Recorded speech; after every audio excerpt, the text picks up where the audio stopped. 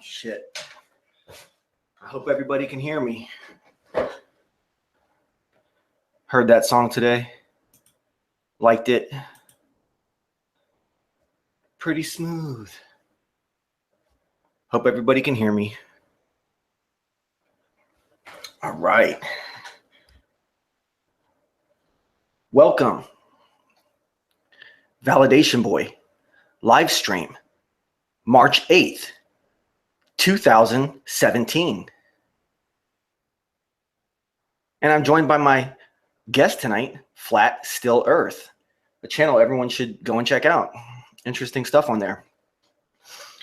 Are you here with me? Got you on mute, bro. You with me? I'm here.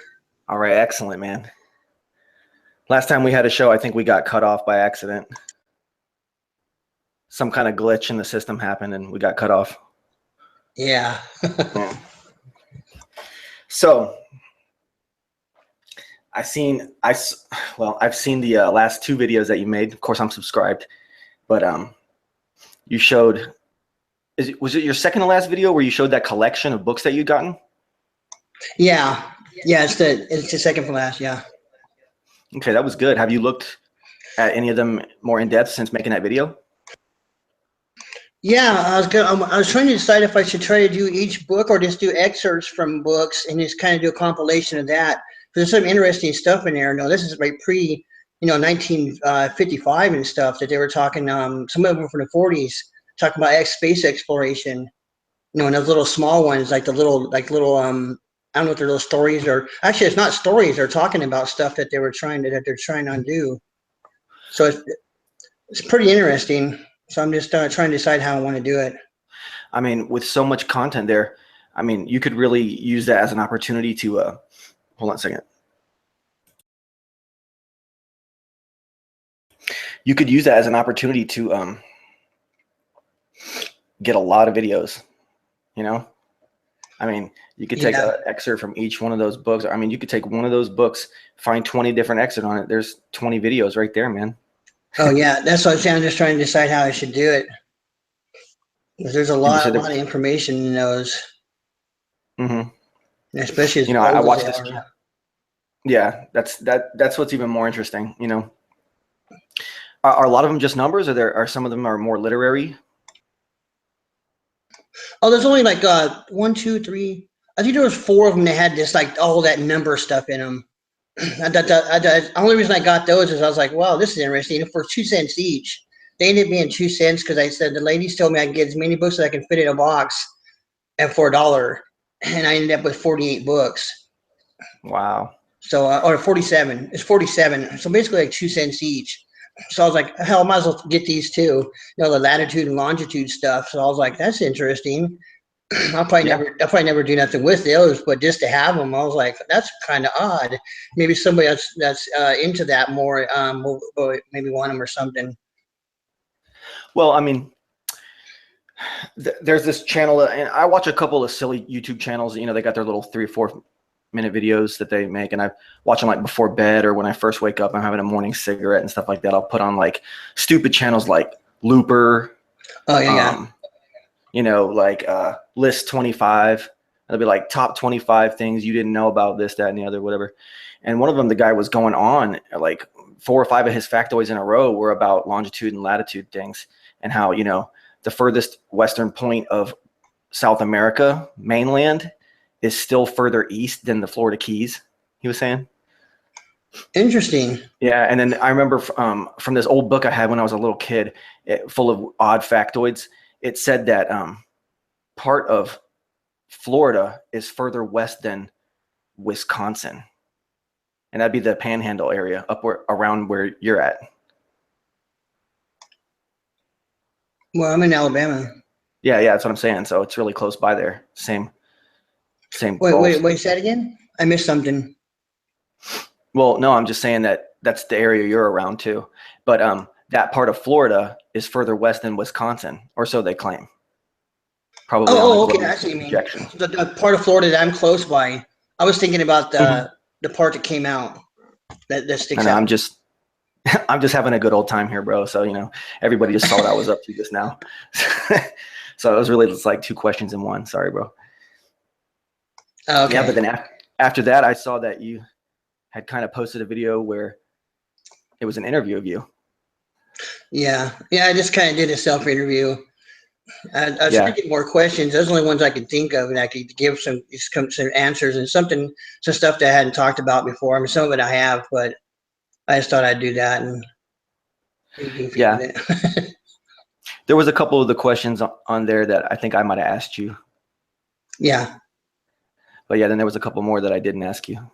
And we don't have to talk about any of that drama stuff, none of that stuff, bro. Oh no. There's other stuff on there besides that. I know. I like what you said about your involvement with the drama and your take on your perspective on, the things that you've done or videos you've made and how you've taken them down, all that stuff, Yeah. It's a good take on that. I appreciate hearing that. Yeah. So I ain't trying to cause no trouble. I just at first I was just trying to give a fair warning to other people from what I was seeing, but it is what it is. So I said I wasn't trying to attack anybody. Yeah. I got tired of attacking fellow flat earth. I started, I was messing with the wrong crowd, I guess you could say. And I played with fire and I got burnt and all that shit, all those cliches. And I started to realize what was really going on with some people. And I decided to, maybe shift directions. Of course, I'm not drama free. Everybody knows that, But the thing is, I feel like I'm pointing my weapons in a better direction at this point, And I'm not even really going all too hard against the people I guess you'd have to consider Validation Boy's enemies, not even going all too hard against them. I go in Tim Osmond's chats all the time. He's got a show going right now, live, I think. And, today I went in there and I was being nice. But, other people see my name in there and they're used to attacking. So they attack and it's just all drama. And it's really just an odd community of bright people that are hanging out together. And so what if we disagree on the shape of the earth? I'm pretty sure that me and you and Tim Osmond and Jed and John LeBon and Jaron, any of these people, Poncho Pete, Antonio, Nathan, Patricia Steer, any of this, we probably all agree on like 98% of things. It's just that we all have these little minutiae, these little details that we disagree on, and then our egos all kick in, and then there's drama. It's a lot of pride. Yeah, that's what I was saying with the four things that we do have in common. It's we all know it's, well, at least from the flat Earth perspective of it, that we know it's flat and it's motionless. Grant, we don't know the exact size and shape or where everything is placed. That's tricky. So I'm okay with that, but I know it's not moving and it's flat. So, Yeah. and then we know NASA's lying and the government's lying. And that's all part of it. So there you go. And we all have that in common and just have different takes on certain things. And that's where everybody goes off into their own little sect, I guess. Yeah. Group. Whatever you want to call the it. thing is, this community is so small that it really is relatively similar in size to like a high school, couple hundred people, and there's cliques. There's real cliques that really exist. I hated high school. Yeah, exactly. I got out there as soon as I could and look back. Yeah, exactly. You went to high school in Alabama? No, I'm originally from Phoenix, remember? So I went to school. I actually went to high school in a small town near in Phoenix. It's down in West Phoenix. I ain't gonna give no shout out to him. Okay. I hated it. But I'll give it to West Side. West Side, Phoenix, that is. High school is kind of like the worst years of your life and the best years, strangely, right? Well, yeah. Some of your best years. Some of your best years. First, the whole when Facebook first took off, about 8 years ago? 8 years ago? 6 or 8 years ago? I thought it was 12 years ago. Well, when I got into it, it was about 8 years ago. I started getting a hold of people that I went to high school with, and someone was cool, and someone was there's reasons you don't talk to some people. There's reasons you don't have contact with them type of people anymore. So I realized that. But I did get a hold of a friend of mine. Well, we've had contact off and on. I've known him. He's a person I've known besides my family the longest. We've known each other since we were 6 years old, and he's a week older than me. So we both turned 47. So we've known each other for 41 years now. He's in California. I think he's still in, I think he's in California. He was in the northern Arizona for a while, and I think he moved back to California. Okay. But he's really cool. I've known him for ages. Yeah, I have a friend like that. Like he was my first friend. You know, he lived one street over, and we grew up together, just best friends. And then when we hit our, I guess, late preteen years, something, you know, we really started getting into heavy metal and all this, you know, and he had already gotten a starter guitar from his parents, and he was pretty okay. And then he knew this other guy who played drums, and you know, he was what, 11, and I was like 12, something like that. And the other guy who was really my best friend knew the other guy who played drums through, you know, like their little league baseball team or something like that. And the kid had, you know, this massive double bass drum set with, you know, all the fucking fixings. You know what I'm saying? Yeah, I know a friend when I went to school with, and he was an Alex Van Halen fan, and he ended up getting a band. He had the double bass drums and stuff, and I mean, he had like hundreds of pieces of drum. I must have been in all these, well, say 40 to 60 piece drum set. And they'd play it, you know, in back. I don't know how far he got. Um, I remember they used to play a lot when we were in high school and stuff. I used to go and watch him play, and he would just tear them drums to pieces, man. Yeah. That's pretty cool. Well, the guy who my friend knew and played drums, he was, you know, he was left-handed. He was really good, and he liked to, his whole trademark was that he had seen, like, I think Helmet or some band like that playing, and he saw that they were using these big drums. He also loved Motley Crue, and Motley Crue's drummer uses huge drums, bro. I mean, Oh yeah, yeah. I've seen him. gigantic. I've actually seen him. I took my girlfriend, actually it was my daughter's mom, and she was pregnant with her. This is 91, so this is it was a 90, 90. No, she was born in February 91. So I mean, it'd be actually it was the summer of 90, and I Okay. took her to go see Motley Crue. So I've seen him live back when they And it were, was you the know, big time. and it was the original four that was on stage at that time. Yeah, yeah. When he did Yeah. the drum set upside down and goes out into the audience and stuff. Hmm. I Well, didn't like him, but I took her my daughter's mom. yeah. Well, so this guy, he was good on drums, and eventually ended up being the lead snare in the school band or something like that. You know, I was never in a school band, but he was. And then my friend, who, you know, my best friend growing up, you know, he ended up being on trumpet, I think, in the school band, and he was pretty good. But you know, over time, you know, I'd started with a drum set, and my friend had the guitar and I had the drums, and then he knew this other kid who had this drum set, and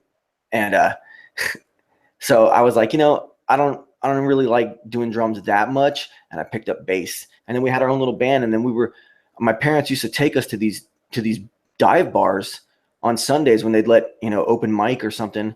And we were like 12-year-old kids, and we get up there and we had our own original songs, and they were like, you know, thrash. They were, because we listened to Anthrax and Metallica and Megadeth and Sepultura and Obituary, all these bands. We were all into all that stuff. And so we had our own little thrash songs. And then eventually we reconfigured everything. We added a horn section and all that. And we went and we toured in Europe. And that's how I ended up touring in Europe. And I was in Europe, you know, on 9/11. And Oh, that's cool. yeah, I just wanted to tell you the story, because I don't think I've ever totally told the whole breakdown on that for people, why I ended up going to Europe. We did 41 gigs in 39 days. Holy And shit. like, I think like 15 or 16 were in Germany, and then the rest were in the proximal countries. And I saw Prague, I saw the Vatican. I didn't get to go in the Vatican. My friends all ditched me while I was sleeping, Oh, really? because That's yeah, everybody funny. fucking hates me, bro. I never had really that many good friends in life. That's lame. It's okay though. But I mean, You survived, but right? with your travels out to Oregon and stuff like that, where did you end up over there? Was it Oregon or Washington? Yeah, Oregon, Oh in yeah, okay, you Medford. ended up in Oregon. I went to Um, Medford, which is just probably about 50 miles north of the California border. okay. Isn't it amazing the cultural difference out there? Oh God, yeah.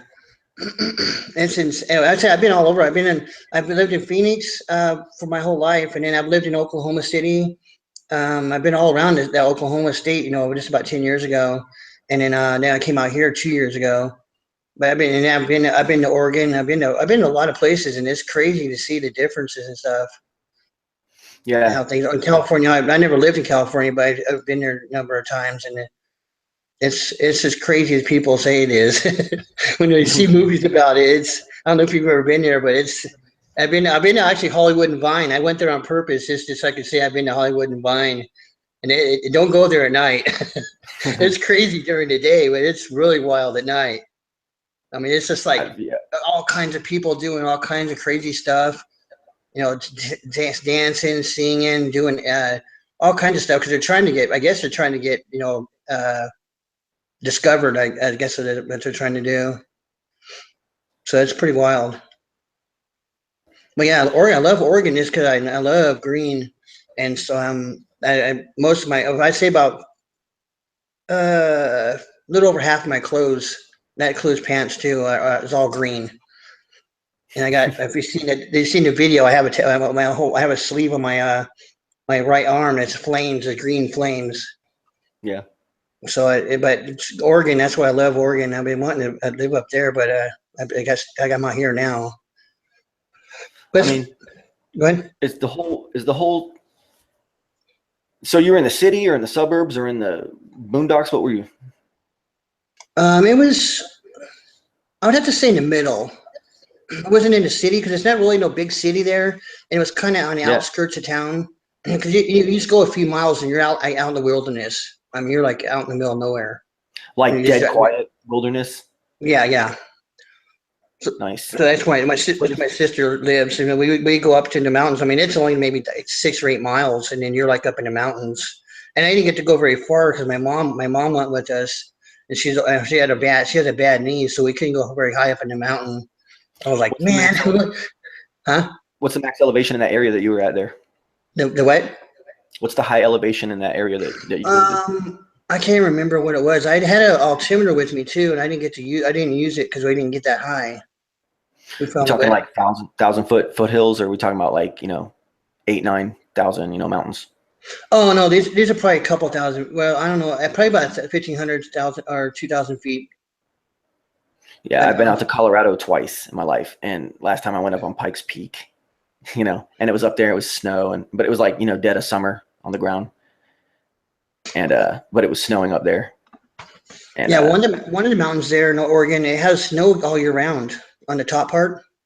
hmm That's how, and it just stays cold up there on the top part. My sister said my niece had been up there a few times, but they said that the air gets thinner, I guess, and she said you just can't. It's a whole different environment when you get that high if you're not yeah. prepared for it. Just because they go hiking a lot up there. I mean, one of the key features of Oregon is their recent total legalization. In fact, I think Oregon's even giving subsidies to people who want to maybe come out there and start a business, right? I think so. Yeah, because that's how my brother-in-law had gotten the stuff he gotten. He knows somebody that that cultivates it. Yeah. It's all legit and everything. And So you have to send me your email. I got to send you this video. Dude. I don't want to post it. I got to show you this video. You're gonna you trip know on what this video. you can do. Yeah. You can upload a video, and before it even like while it's climbing like uploading percentage or how much before it even uploads, put it on unlisted, and then nobody can see it. And then you can still take that and share it to somebody. And then, hopefully they don't share it to anybody else. If you trust them, you can share them that video, and then it'll be on your channel. You have it as like a video log. Like Jeff Stewart was saying one time, he probably has tons and tons of videos that he's made that he will never release to the public, because it's just like his own database for his own video production. So he can vlog vlog for maybe a limited audience, or maybe just for his own records and stuff like that, Okay. Yeah. I'm just saying, like, YouTube is fucking useful. I got a couple videos on here that I've pretty much made that I don't think I will ever put public, or ones that I did have up. I still Yeah. have them, but they're just unlisted. But I'm not going to put them public again. I'm Oh, just okay. going to like not delete them, because when you delete them, you erase the view counts for those. Oh, So okay. Yeah. Yeah. I just deleted all mine. I'm so slow, but these are just like little recent developments that I've like learned about tech and stuff. I'm just really slow with tech, really Yeah. bad Yeah. So water. if you're talking about the culture up there, yeah, they just walk around smoking all day long. And Yeah, I mean, you speaking of that, can we talk about that? huh? Can we talk about that? What do you mean I about mean, those just there in like Oregon? I wanted to talk about like just Jeff Sessions, fucking Senator Jeff Sessions Senator Jeff from Alabama, Sessions. actually. Oh, is that here? Well, he's Trump's attorney general. I don't know. I haven't been paying attention to any of that. I know. The politics, it really doesn't matter, but like, it's this like little story that like my girlfriend, her best friend, excuse me, fucking was on the phone with her and was like, "Oh, did you hear about this new attorney general? He's gonna like take the federal government and start trying to override state legislation, which will legalize, and then he's gonna start making it, a federal crackdown and just overpowering over all the states." And I'm just like thinking, I thought these were the Republicans. I mean, what did you expect? Because they're all just liberals now. But like, this is the irony. It's just the irony that weed would be considered erroneously be considered like a liberal issue or a liberal agenda when it's not. Because I Oh would yeah, see, because I would think, the Republicans are supposed to be for the individual. They're supposed to be, kind of Wild West kind of mentality, oh yeah. anti-mandatory health care, get insurance if you want to, don't get insurance if you don't want to, personal insurance, that is, pretty much anything goes as long as you're within the system and not hurting anybody, so capitalism and all that stuff. And you would think weed, fuck yeah, go for it, guys. Grow it all you want, sell it all you want. It's a fucking huge cash crop. It should be America's fucking focus, is what I think. I think weed should fucking be mandatory and it should be America's cash crop fucking focus. But you know what I'm saying? You would think that, but no. But then Donald Trump supposedly appoints this guy who all of a sudden wants to do this tyrannical, leftist, fascist, fucking collectivist, like smack down on fucking weed, even though 8 fucking states have already legalized. You know what I'm saying? And then someone else wrote something in there and was saying, but why would the guy who Trump appointed go directly against Trump? Because Trump has been known to advocate for legalization because he was supposedly a Wild West fucking mentality, kind of libertarian, anything goes, capitalist, free fucking market system kind of thinking dude, Huh. And then It's it's just got troubling that to me interesting. because here we got Alaska, Washington, Oregon, California, um, Colorado. Colorado. Arizona. You know what's funny is before I left Arizona. Nevada, and then believe it or not, Maine, and believe it or not, Massachusetts. Massachusetts is full recreational. Did you know that? No, isn't that like a huge Isn't that liberal crazy? state? What's up? Isn't Massachusetts one of those huge liberal states? Like, Yeah, what's that other one? Connecticut. yeah, blue state, super blue state, or whatever. Yeah. It's just the irony, man. Like the society's all twisted up, man. Because check it out. Okay, America, in its inception, I'm going by the mainstream, not just the mainstream bullshit narrative, okay, and like ideology and the Constitution and what things are supposed to be. America was supposed to be a classical liberalism, and what they were being liberal against was the conservatism of the kingship in England, supposedly. So the king was the old conservative, and then the liberals of the time were what our Constitution is now. So therefore, our Constitution now is considered, if you're a constitutionalist, you're an extreme right-wing conservative. But what you're really conserving is classical liberalism. You know what I'm saying? Does that make sense? Yeah. Well, I've always considered myself a constitutionalist. Yeah, constitutionist, libertarian, classical liberalism. That's what that is. That's real.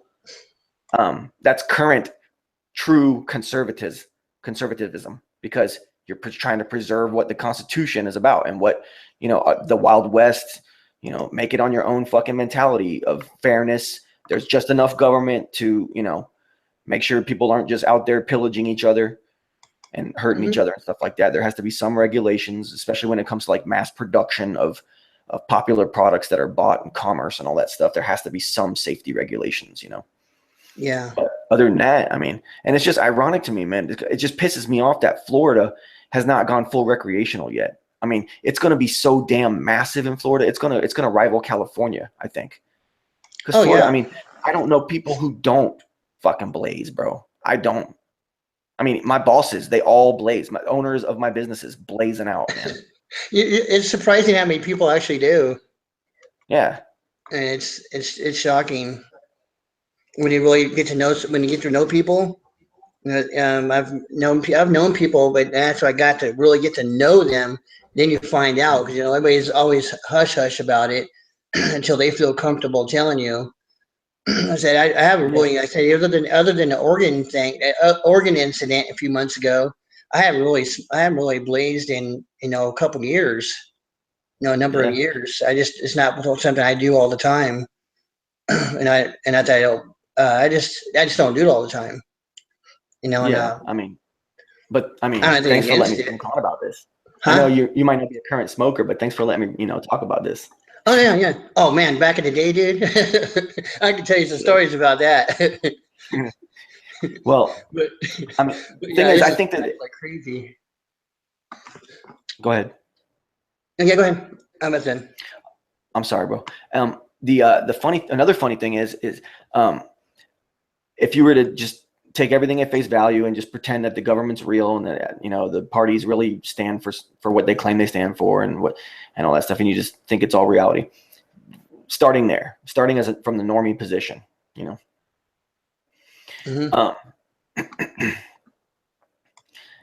it's funny because I can see how the collectivist, leftist, liberal, fascist, totalitarian, communist, socialist, dole, whole thing, the leftist, the communal, you know what I'm saying, the whole Hillary Clinton left wing. Back up real quick. What does this dole mean? I don't understand the dole thing you're talking about. The dole is welfare in Britain. Huh? They call it the dole. What is it called? Why is it called that? In the UK, their version of welfare is slang for it is the dole, and it's an insult when you call you dole. Okay.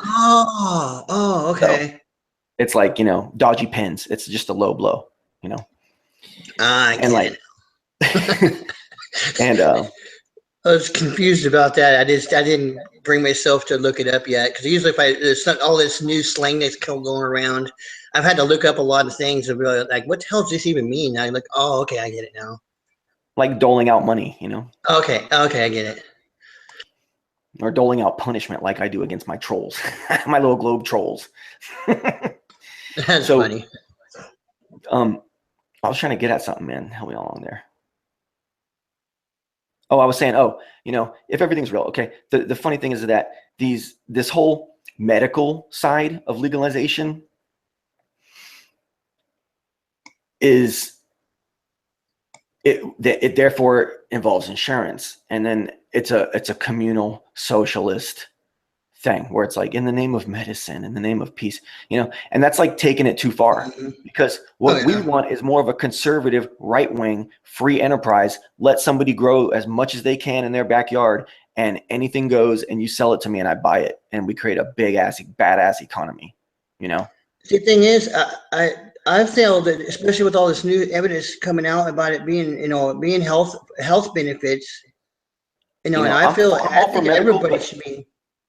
I think everybody should be consuming it, not smoking it. But because I used to eat it a lot. Yeah, and that's what I was doing up there in Oregon too, is eating it. And it gives you a way better high, and it lasts way longer.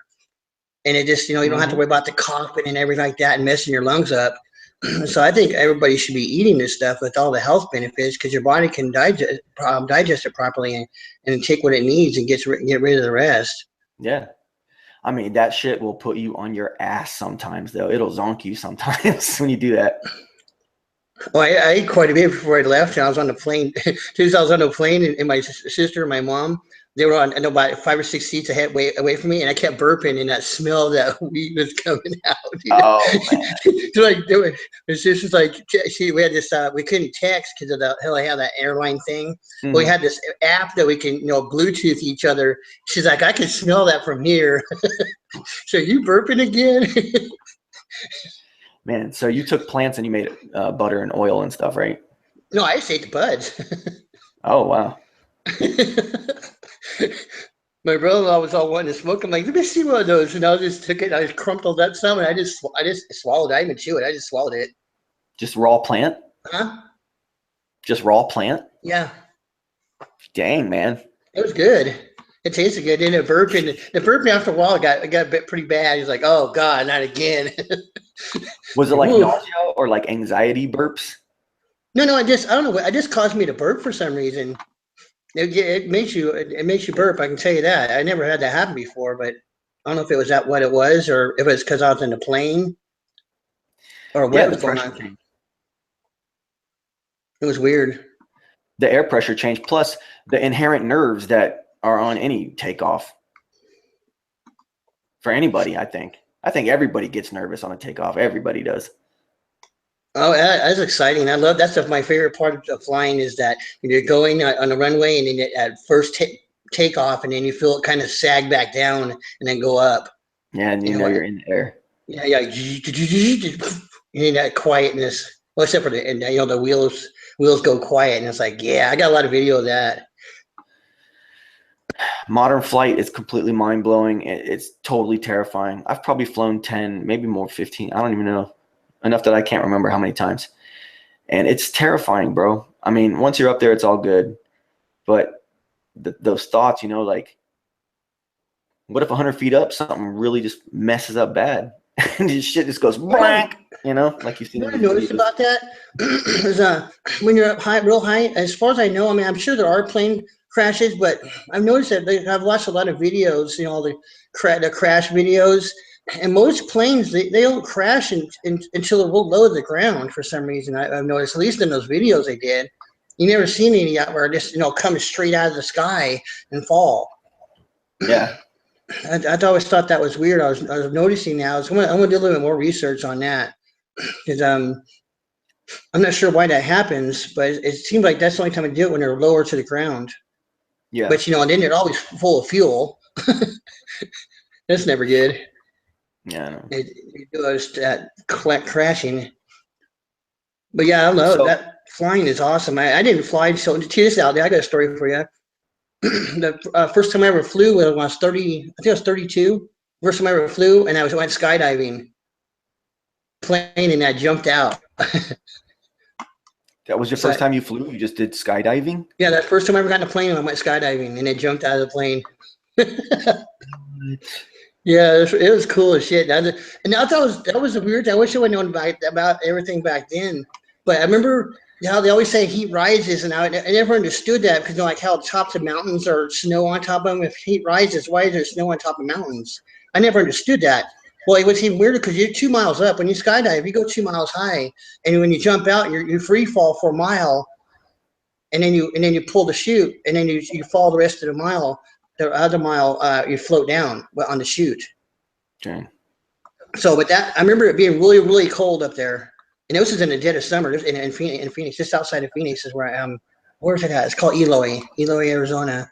It's like south of Phoenix, and there's a skydiving place out there, and it was probably in July, and that's like one of the hottest months of the year, June and July, and it was freezing cold up there. And then all of a sudden you get lower, you get a little bit closer, and all of a sudden it gets hot. And you're like, hey, bring me back up. It was cooler up there.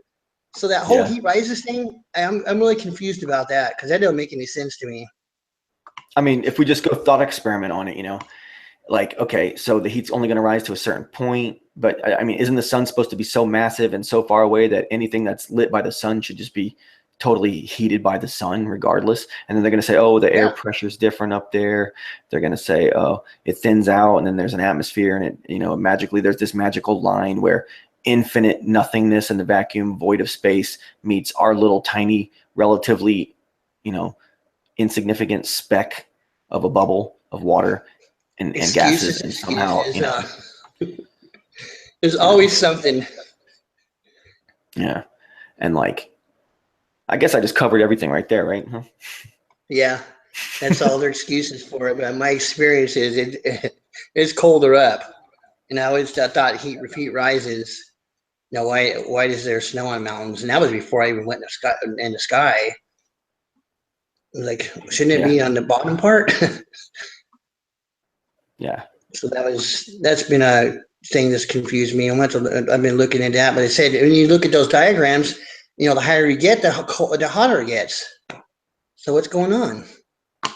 I know 2 miles up it's cold. It's cold for at least a good mile and a half going down. Yeah, that's in the summertime in Phoenix.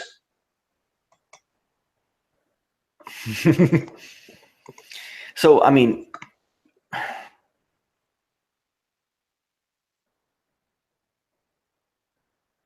are you still okay? In your flat Earth experience, are you still baffled by certain things? Like, what are some of the most baffling things when it comes to the Earth model in space? The globe model with space and all that versus the not total opposite, but let's just say flat enclosed system. What do you think? Are there any things that are just baffling you, or that you think there could be some logical explanation for? I mean, what are some of the juiciest things that you're on right now? I'm still trying to figure out this whole, the curvature thing, but because if we're just going by what they're telling us what it is, that's all we can go by. But in reality, it's not showing that. I'm already seeing that. I did some stuff today. Matter of fact, I haven't done a mirror reflection thing yet. I just went and did it. I kind of looked at where I'm going to be going from point A to point B, and did some footage, and I could see from the 25-mile mark. I looked across, and I could see where the trees are at, where I was going to be at on the other side of the bay, and you can see the trees. And at 25 miles, that's like 243 feet of drop is supposed to be there. Now, and I put 10 foot because that's about where I was at, because I was a little bit higher than the shoreline. I couldn't go down because they have it all blocked off. Mm-hmm. They have big old concrete slabs where I pulled in because it's on the side of the bay. And so but I can see the trees now. I looked at the map, and the trees can't be over 50 feet. And I can see almost all the tree, and you can see the complete tree, but has that thing that happens with the water, where it has that kind of thing that goes on, refraction thing goes on, where it kind of divides it, and you can see the reflection coming backwards. Mm-hmm. That whole deal is happening, but you can see the trees plain as day. And a good 60% of them. The rest of them is hidden behind that reflection, but they shouldn't be able to see none of it. It's 243 feet at 25 miles. So then that's, how you seeing a 50-foot tree? There's no way it would come around that, at 243 feet. So I wasn't looking at the buildings this time. Yeah. Plus buildings, you would think logically they'd tilt away from you, Yeah. I don't know how many feet, but if you're talking about one of these big skyscrapers across the Chicago Bay and all that stuff, you're talking about, or Philadelphia and New York City and all that stuff. The amount of curvature, 243, whatever these numbers are, skeptics and critics will say, oh, it's only going to lean away from you ever so slightly, ever so slightly. No, if you're talking about that much curve, there's going to be a significant amount. Oh yeah. Of visible angle. Yeah, that's what I was saying. I've discovered, that once you step off from a curve, from a real curve, not the Earth, the real curve, that measurement starts automatically. From your point A to whenever you decide to stop measuring, that's that drop is happening instantly, and that's what people are understanding. And we're not seeing that in reality. And reality is not showing that. And that's the deal, that problem. And I'm not confused about that. I'm just trying to figure out how to show it so there's no disputes, and that's why I was came up with that reflection, signal mirror thing, and I can see over there where I need to see now, so I know it, and I know I can be able to do it now, and it should be below that one spot. and that sun should be able to reflect right through all that, and you'll see that reflection even through that. You'll know it's spotting right through all that, all the refraction that's happening. Or that, what is that called again? Where that has that mirroring where it divides and it looks like it's floating. Because it looked like those trees were floating. You know, like how the boat looks like it's floating. Like a mirage. Yeah, the mirage. That's it. The mirage part, yeah, that's the superior mirage, but the mirage, has that division, and it looks like it's floating. It looks like the trees were floating a little bit. Then you can see them kind of come back on themselves in the spot I was looking at. So I know I can see over there. I just got to get somebody else. That's the problem I'm having because nobody I know wants to help me do this. So I'm going to think about putting a video up or putting a Craigslist ad. Anybody that's interested in helping me do this, and see if there's anybody here that's in town that's into the flat Earth stuff. So and have them help me. Because my sister's like, I got better things to do. Like, come on, hell, let's just go over there. Please, I need somebody with a mirror over there so I can record it from over here. Man, it's a shame you couldn't find a dock over there. Go down and like just nail it to the something. Yeah. And then just do it yourself. But I mean, you'd have to have someone over there moving it, right? Because otherwise you'd have to find the exact angle of the sun and where it's going to be hitting for you on the other side. Yeah, that's the whole thing. Is I was looking at some videos today again. They have I found this. I think it was a new one. It shows World War II how to use those. It's an old video. I'll put a link in this, and once we're done here, I'll put a link in there in that video. But it's pretty interesting. And they said for a 3x5 piece of mirror, it would go for about 10 miles. And they have one I think it's about a 12x12, and they said they go 4 times as far, so about 40 miles. And it's funny is where I got the books at the same yard sale. I got a 4-foot by 3-foot mirror with a wooden frame for $1. So I got this big old giant mirror. I want to use that one. So if a 4x5 should go 40 or a 12x12 would go 40 miles. A 3-foot by 4-foot should go about 100 miles. Yeah. So I mean, that should be plenty. Yeah. But that's what I'm working on now. And anything that baffles me with the flat Earth, no, it doesn't really baffles me. I'm just confused about certain things that we've been told. Like the heat rising thing. That never really made sense to me, anyways. But and then experiencing it, it's like, how could you even say that? And they're looking at all this data that they're giving us, saying it gets hotter as you go up. I didn't feel that. So it's little things like that on that end of it that's confusing. Well, you when you were skydiving, you hit a certain threshold and then it was hot. Yeah. Oh yeah. I jumped out 2 miles, and it probably about 3. I'd say so free fall for a mile, and it was still after the shoot went. So I probably went about another half mile. So about a mile and a half down. So about a half mile from the ground is where it gets hot. You can feel the heat from the ground. Oh, okay. And it got really hot real quick, and it was like just going into an oven. Because Wow. it being so cold, because it takes you a while. Because the planes don't go very fast. You can't go fast in the skydiving planes. I just watching something about that recently, because you can't jump out of a fast moving plane. So they're only going maybe 100, 150 miles an hour. So they're just barely cruising along. That sounds fast, but it's not really for a plane. It might be even going slower. I can't remember what they said, because I was looking at all kinds of stuff about speeds of plane and when you can jump out, when you can't, and anyways. So what the hell was I even saying? I You were just talking lost my about the air, the ground heat rising to you. Yeah. Okay.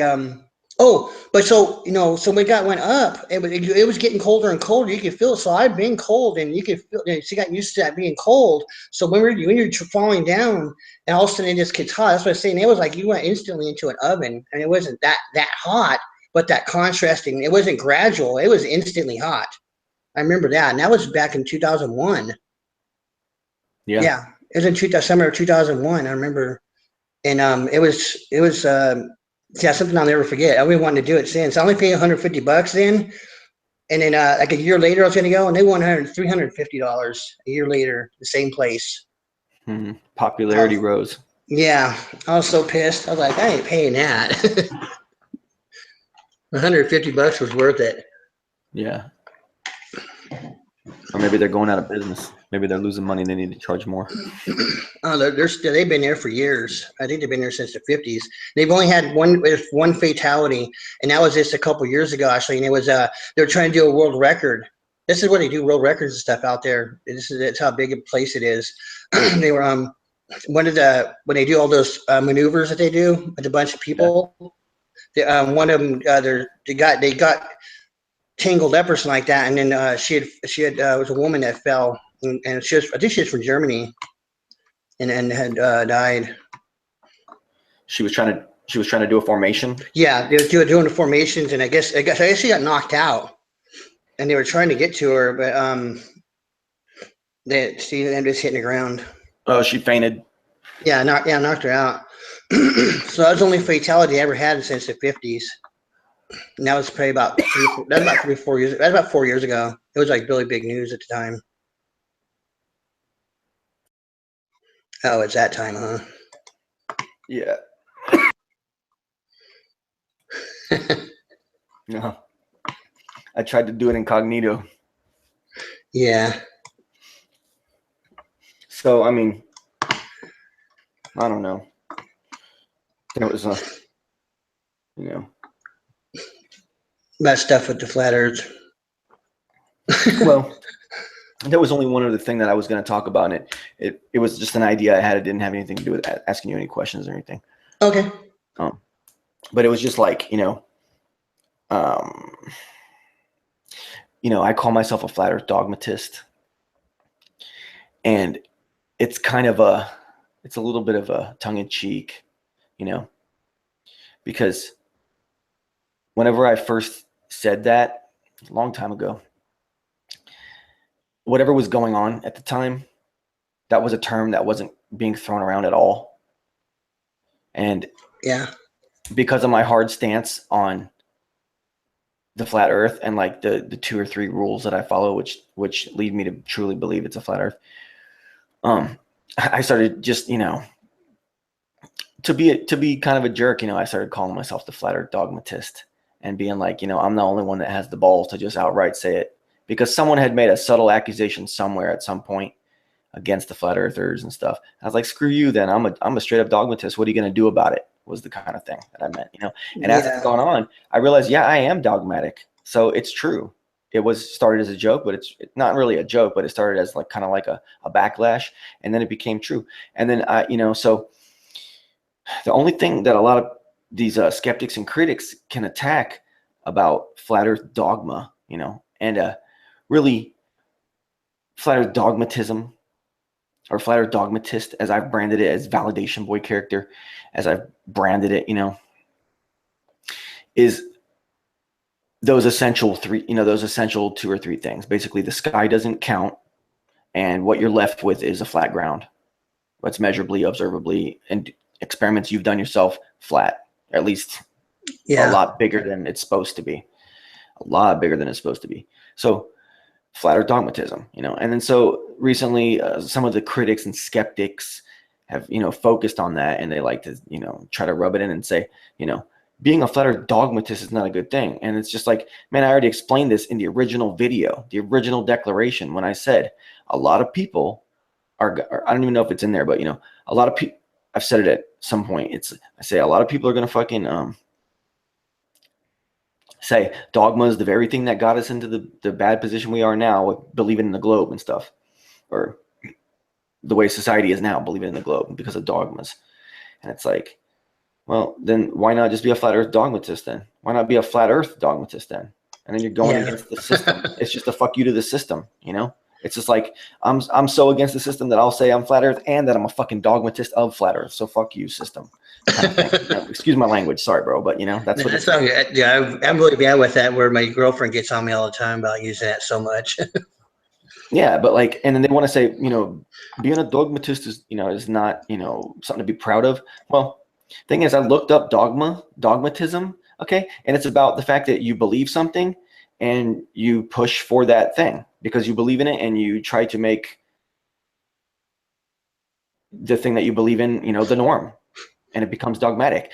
There's no inherent fallacy in being a dogmatist. Just because someone is a dogmatist does not mean that they're pushing false information. There is no inherent fallacy in dogma. Okay. So when they're saying being a dogmatist is a bad thing because you're lying. No, we're not lying. The earth is flat. The science we've done proves it. Your own fucking eyes and your own mind, and the fact that you are conscious and have a heart and a brain and a creator that gave those things to you in your consciousness proves. Okay. So shut up about that, guys. You know, and that's all I want to say on that. How do you feel about that, bro? I feel the same way about that. Exactly what you said. I've had to look it up myself and see what it really means. And it doesn't make sense to what they're using it, how they're using it, because it's exactly what you just said. It's knowing something's true and sticking to that, and and not veering away from that. And doing everything you can to be what is true. Mm-hmm. Is what I'm getting from it. And I want to talk if you're done talking about that, when we get done talking about this, I want to talk about this cognitive dissonance thing, because I've been researching that. I'm going to do a video on that, but I kind of got snagged on something about that. So when we get down talking about the dogma thing, I want to talk about the cognitive dissonance. Okay. Well, I mean, cognitive dissonance, you ever, I think I asked you this before. Did you ever read 1984? I've read parts of it. I had a PDF file I've had for years, and I actually have it on a flash drive when I have it on standby. So whenever I get to reading stuff, I try to read it. But I've read bits and pieces of it, just kind of skimming through it. Yeah, because the whole thing about it is that in Eurasia or wherever they're at Atlantia, whatever, I forget what it's called. There's just a thing. It's doublespeak, and it's the person holds two simultaneously. I have seen the movie, but I don't know how close it is to the book. Well, I mean, it's a basic concept. It's like you can believe one thing, and at the same time, you can believe a completely different thing. Well, that's saying you believe something and then knowing something different. Yeah, I know what you mean. Yeah, I know about the doublespeak stuff. I know a lot of people that do that. I mean, most people, like I think that the normie population of the world is pretty much living in a state of 100% cognitive dissonance at all times, like from birth to death. And we're the ones we were too. And something snapped us out of it, at least somewhat out of it. We still fall victim to a lot of horrible mind plays from the controllers of this world.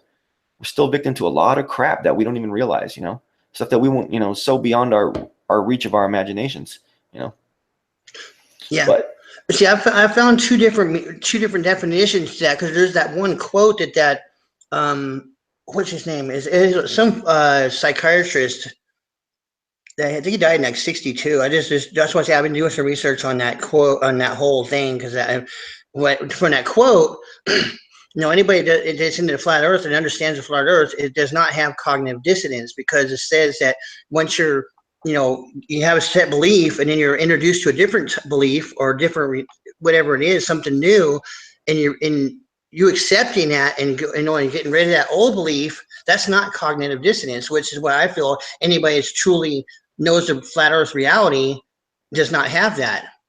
Yeah, the skeptics and the critics are the ones that are suffering the cognitive dissonance right now, because they want to go back to believing it's a ball and all this stupid garbage that they know is garbage, but like their instincts are telling them, oh, I want to fit in with my little buddies, and they're just scared to just admit to themselves flat Earth is something you can't unsee, especially after all the research they've done. You can't unsee it, bro. So I know. they're barking up the wrong tree of stupidity and non-reality. But with that quote, for them to say that we have cognitive dissonance doesn't even make sense to me. Yeah, they're saying they're saying that you're lying and that you still believe that you live on a globe when you don't. You've moved from this belief to this belief. The old belief doesn't exist. It's crushed. It's burnt. It's ashes. It's burnt. Exactly. Away. So that's. But I just found out now that there's actually a psychiatry version of that, which is saying that you're given two different things and then you have a conflict of one or the other, which I guess is still the same as that quote, but when you read what it really is, the psychiatry version of it, it sounds different than what the other one is, because just because of you're conflicted between the two, not that you totally reject it. And I guess that's where I'm kind of misstepping over and wondering what the hell, because the quote says you totally refuse everything about it, and then but the psychiatry one says you have a conflict and you're not sure which one to pick, which I think this still they have. They're conflicted. See, Which one?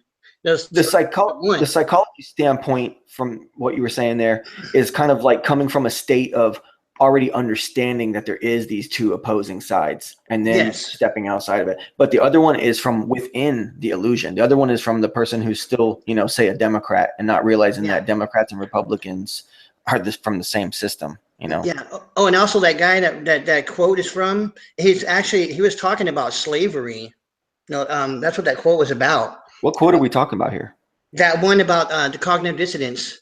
The one that showed hold a core beliefs, so strongly that you reject anything else outside of that belief, that core belief, and that you'll, well, I mean, I think I have it on my computer. I won't have to look at it. Confirmation bias. Let me see. Where did I put that at? Yeah, confirmation bias and all that. Where did I put that? Oh crap! I don't even know where I put it. I got so much stuff. I got so much stuff, dude. It's like that's another thing I'm having a problem with is going through all this crap. Like God Almighty, what did I have all this stuff? I'm like, what am I doing? I have like thousands and thousands of files now. I've started videos. You got books, but then you got videos. What do you got?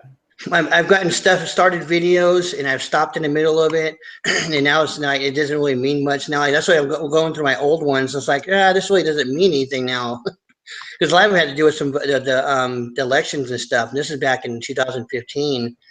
Had to do when all the election stuff was going on. So it has all the people that was running back then. There was 8 or 9 of them. So it's just basically saying that voting's a scam and stuff, and that they're either sides are being controlled. But the election's over now, so I still have that video. But just different stuff. I have some stuff with some parody stuff I did with NASA. I'm not sure if I want to put that back up. Why not? I don't know. I might, because it's one of them is basically the Benny Hill song. And that's that fast, that whatever that tempo it has, it's that, and it shows all the video footage of them on the moon, when they're falling and stuff. It's that footage. And then it had another one is 80 reasons that NASA was it 80 reasons that science and NASA lies, and it has a bunch of pictures. Just like 80 pictures going through with the NASA stuff, all the people that's like Neil deGrasse Tyson, Carl Sagan, all them people, all this different stuff is cycling through, and then it says slow down, and it shows them like slower, but then it has like this crap, you hear this crap sound going on, like. And then the other one it has like all the guys talking, and in the middle of it they start like this, just like they're crapping. They start out talking. And I even did one with I forgot all about it, and I was watching it. It's Stephen Hawking. He has the robot voice. I even got it, and I did that crapping sound, and I made it sound robotic. Oh, That's pretty funny. Just go ahead and put that stuff out, man. Huh? Just get it over with and put that stuff out. Yeah. That's I gotta edit out some other all the old title stuff in there. Oh, yeah. But what was I saying about the cognitive dissonance thing? I want to go back to that. But yeah, so what was it? Go ahead, man. Yeah, so but either way, it's still on their part. It's just because they're the ones, if they're giving you new information, they're the ones conflicted of which one they want to choose. So, the belief they want to stick with. So I still think it's on their end, because we're not the ones conflicted. We're not the ones rejecting anything either, because we're the ones that was open-minded to even look at it in the first place. Yeah, but think about these. What do you think about these people that come to flat Earth and then they want to turncoat and go back and think that they're going to like take people back with them, and then it was like their little psyop, their little like operation that they were going to try pulling off? Oh yeah, that's stupid. Yeah, you don't see the flat Earth reality and then change your mind. There's no way. Exactly. There's just that's why I say these critics. There's no way. that's why I say these critics and these skeptics are faking it, man. And I'm not even trying to be like a mean guy or start drama or any of that kind of stuff. It seems like when you're with me, there's drama. Maybe I'm just always drama. I'm sorry, bro. But I'm not trying to start any drama with anybody. I'm just saying, like, I don't believe that these critics and these skeptics, being in deep as they are, can really claim that they're not flat Earth deep in their heart.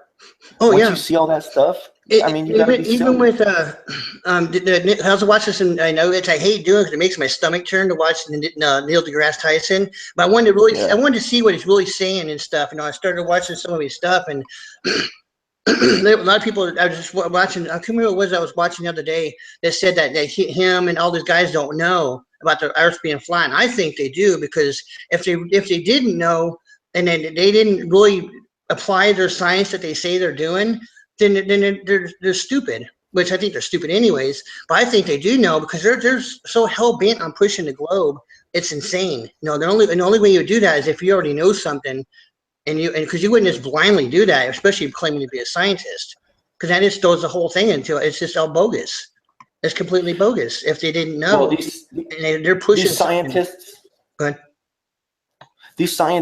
when they're young guys and they're going through school and everyone's rewarding them for being so damn smart, and they go into astrophysics and then they get the job with these engineering companies or whatever kind of weird job these guys do. These ones that are in charge of making sure that the globe reality exists, dude, those guys, they don't look back. They assume the globe math for whatever stupid calculations they're doing for their satellites or whatever crap they're doing, okay, or theoretical bullshit they're doing, and they just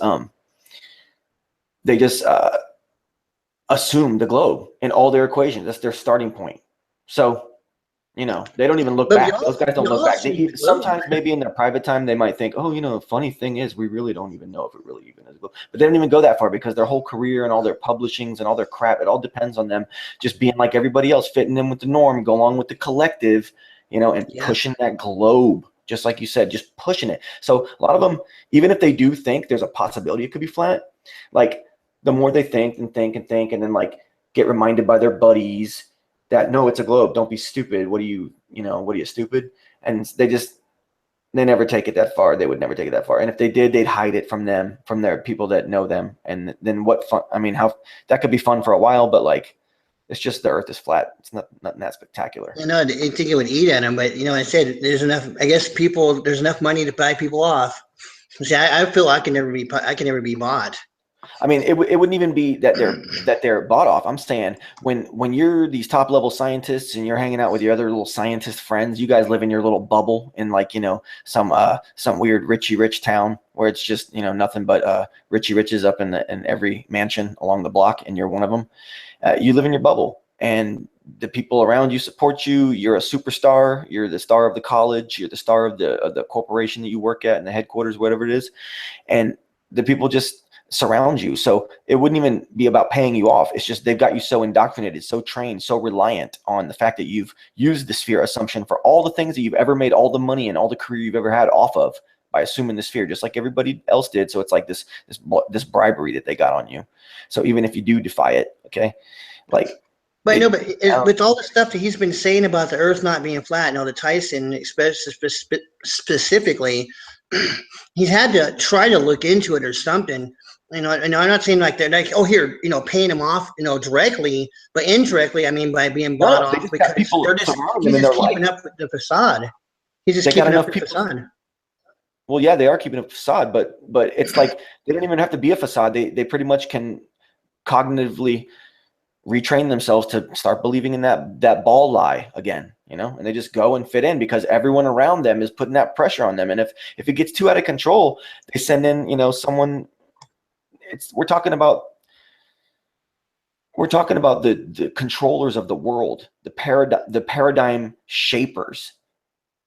The people that are making sure that the top scientists keep pushing that globe, and that therefore dumb society will all follow along with the globe. Okay. It's the same people that own the McDonald's and own the Walmart and own all the weed that I smoke, produce it all. It's all the same fucking people, man. It all goes back to the same fucking dark overlords, bro. Yeah, That's the scary I thing. And remember like researching all when that you start to stuff. real Go ahead. when you start to realize that it probably really just is flat, and it really is more prison-like or more contained, more taken advantage of by nefarious forces than it is some magical spinning water ball bubble, you know, with a sun for light and all these other planets that all have these Greek gods named after them and stuff. You know, it's just I know. so. I think that would be a red flag right there. All the planets and stuff named after Greek gods. Well, I mean that's just a cultural thing. You know, if you believe history, you believe that people in ancient times called those planets by those names and stuff. I saw this interesting theory a long time ago, man. Long time ago. I don't know if you've ever seen this video. I wish I could remember what it was, but it was this like black and white documentary, and it was this total disinfo psyop shit. But then again, it might not have been, And what it was claiming is that it was showing the Earth, and it was showing how the planets were once aligned before some big tragic cosmic event happened. And it's this, I don't know, it's some famous guy did this little documentary. You ever seen this? And it shows how the Earth is a sphere, and then it has like the planets stacked in a perfect line. Yeah, it has And to do with all that astrology stuff. it has to do with that 2012 where they said the planets of the solar system were all going to make one straight line, and it was going to cause some magnetic shift in our Well, it in had our to be whole it had to be solar the system and wandering all this stuff. stars. What? It has to be wandering stars. There's no planets. Remember? Well, no, I'm just saying this is like pre-flat Earth, and me having a lot Oh, of okay. real life. Okay. Yeah. I know. But I never understood how they could ever line knowing what I know about him growing up, being told stuff. I don't see how it was even possible for any of them to line up with all the different speeds they go, the different orbits they have, and all the well, different distances. Like, how the hell would all of them line up at any time? Not I even mean, this was once, let alone yeah. every couple thousand years. I mean, it's pretty much an impossibility that they would ever all line up exactly, right? Isn't it? Because the only reason that they're even in orbits is because of their imbalance. So I think that if they all were in a line, the whole thing would be totally screwed, because it just couldn't happen, because Mars is where it is because Venus is there and because Jupiter is there. They're all totally codependent and weigh on each other, supposedly. Yeah. You see what I'm saying? So there could be no alignment, right? Am I tripping? Yeah, no. And see, what about Haley's comment? I always wondered about that too. Now knowing that comets don't, that obviously comets don't exist, because the comets are supposed to be like an asteroid, or isn't it supposed to be? What is a comet? It's not an asteroid, is it? Or that's something different. I mean, It's why would some that keep going? How would that circle around? Wouldn't that thing burn out by now? And it's already went past here 3 times since it was discovered in the 1800s, supposedly. I remember when it Yeah, did in the 80s. You remember that in the 80s when they did that? I think like yeah. 88 or 89 or 87 or 88. I mean, I've seen Haley's Comet. What is that? I wonder what that is. Have you ever seen it? Huh? Have you ever seen it? I've seen. I think I've ever seen a video of it when. I never seen it with my own eyes, but I've seen the It's video. every 26 years, right? No, it's like every 86 years or something like that. 80? Oh. Well, I 81 think I years. saw it. I Huh? think I saw it when it came. It had to be in the 80s. It was in the 80s when last time it went by. Really? Yeah. I must have seen some other comet. Hale-Bopp. Maybe. Yeah, there's a couple But of I them. did definitely witness one. No, check this out. I'm trying to figure this out. I remember this is back in the 80s. I must have been 14 or 15, so that'd be 85, 84, 85. I know they with satellites. And remember, this is what they told us. There was something I seen it fall out of the sky. I mean, it was close enough. I mean, it looked like it could have been a plane, part of a plane or something. I mean, I could see the metal of it. Okay, I mean, it was huge too, and it fell in Phoenix. I was trying to look stuff up on it. I couldn't find nothing on it about a satellite, because it was on the news and everything. And I remember seeing that fall when I was probably 15 years old, and I assumed it was a satellite. They said it was a Russian satellite at that that Hmm. fell. And they were telling, and I remember it was on the news, and I remember going outside and looking, and it was close enough. They're in Phoenix, because it hit in Phoenix, and I seen it with my own eyes. There was no telescope or nothing. I mean, it was, and I could see the metal of it, and it was all burning up as it was falling, and it wasn't a dream. Because Yeah. I remember standing out in the yard that I was at. We are all like, "What the hell?" We're all freaking out, like, "Oh my god!" But they had it all closed off and everything. That was weird. But I've tried looking everywhere for it online. I can't find nothing on it about a satellite falling out of the sky in Phoenix or a Russian satellite. I looked at everything. Check this out. So where were you in the 87 to 80? Well, no, let me say let me see here. How old is someone when they're in like going to be a freshman in high school? What's that, like 14, 15? Yeah, because I was in 84 and I was 15. Yeah, I was maybe 14 because I was a year older than everybody else because I was born in December. So I didn't get to go and start school until the next year. So I was always older than everybody else. So yeah, I was 15. I was like 14, 15. Okay. Well, when I was about maybe 12, 13, 14, this is the early to mid 90s. Let me ask you, so where were you at that point? I mean, where'd you live in the What year? Well, the I lived in Phoenix my whole life until 2006. Okay, so 93, 94, you would have been in Phoenix. Yep. Yeah. 95, something like that, 92. Yep. Okay, I don't know if you saw it over there, but there was one night over here, and at least in Florida where I was, I'm telling you, it was apocalyptic. Couldn't believe what I was seeing. Pretty much my whole neighborhood, everybody was standing outside, and the entire sky, the whole sky was blood red. Do you remember seeing that? And it lasted a whole Uh, night. well, see, that happened a lot in Arizona because what happens No, in Arizona. I'm talking about the sky looked very, very distant, like space, but like it looked like Oh, okay. the No, I blood don't. coming out the elevator in The Shining, red, like red blood sky, Oh, okay. No, like the whole, for lack of a better term, dome of it, all just thick red. You don't remember that? I don't remember seeing that. I don't. I'm I trying to still have no remember. explanation for what that was. Like my best friend that I grew up with, Hmm. I was at his house, or I came over his house, and his parents were just out there, and everyone was just staring at the sky for hours, just total blood red, like brick red.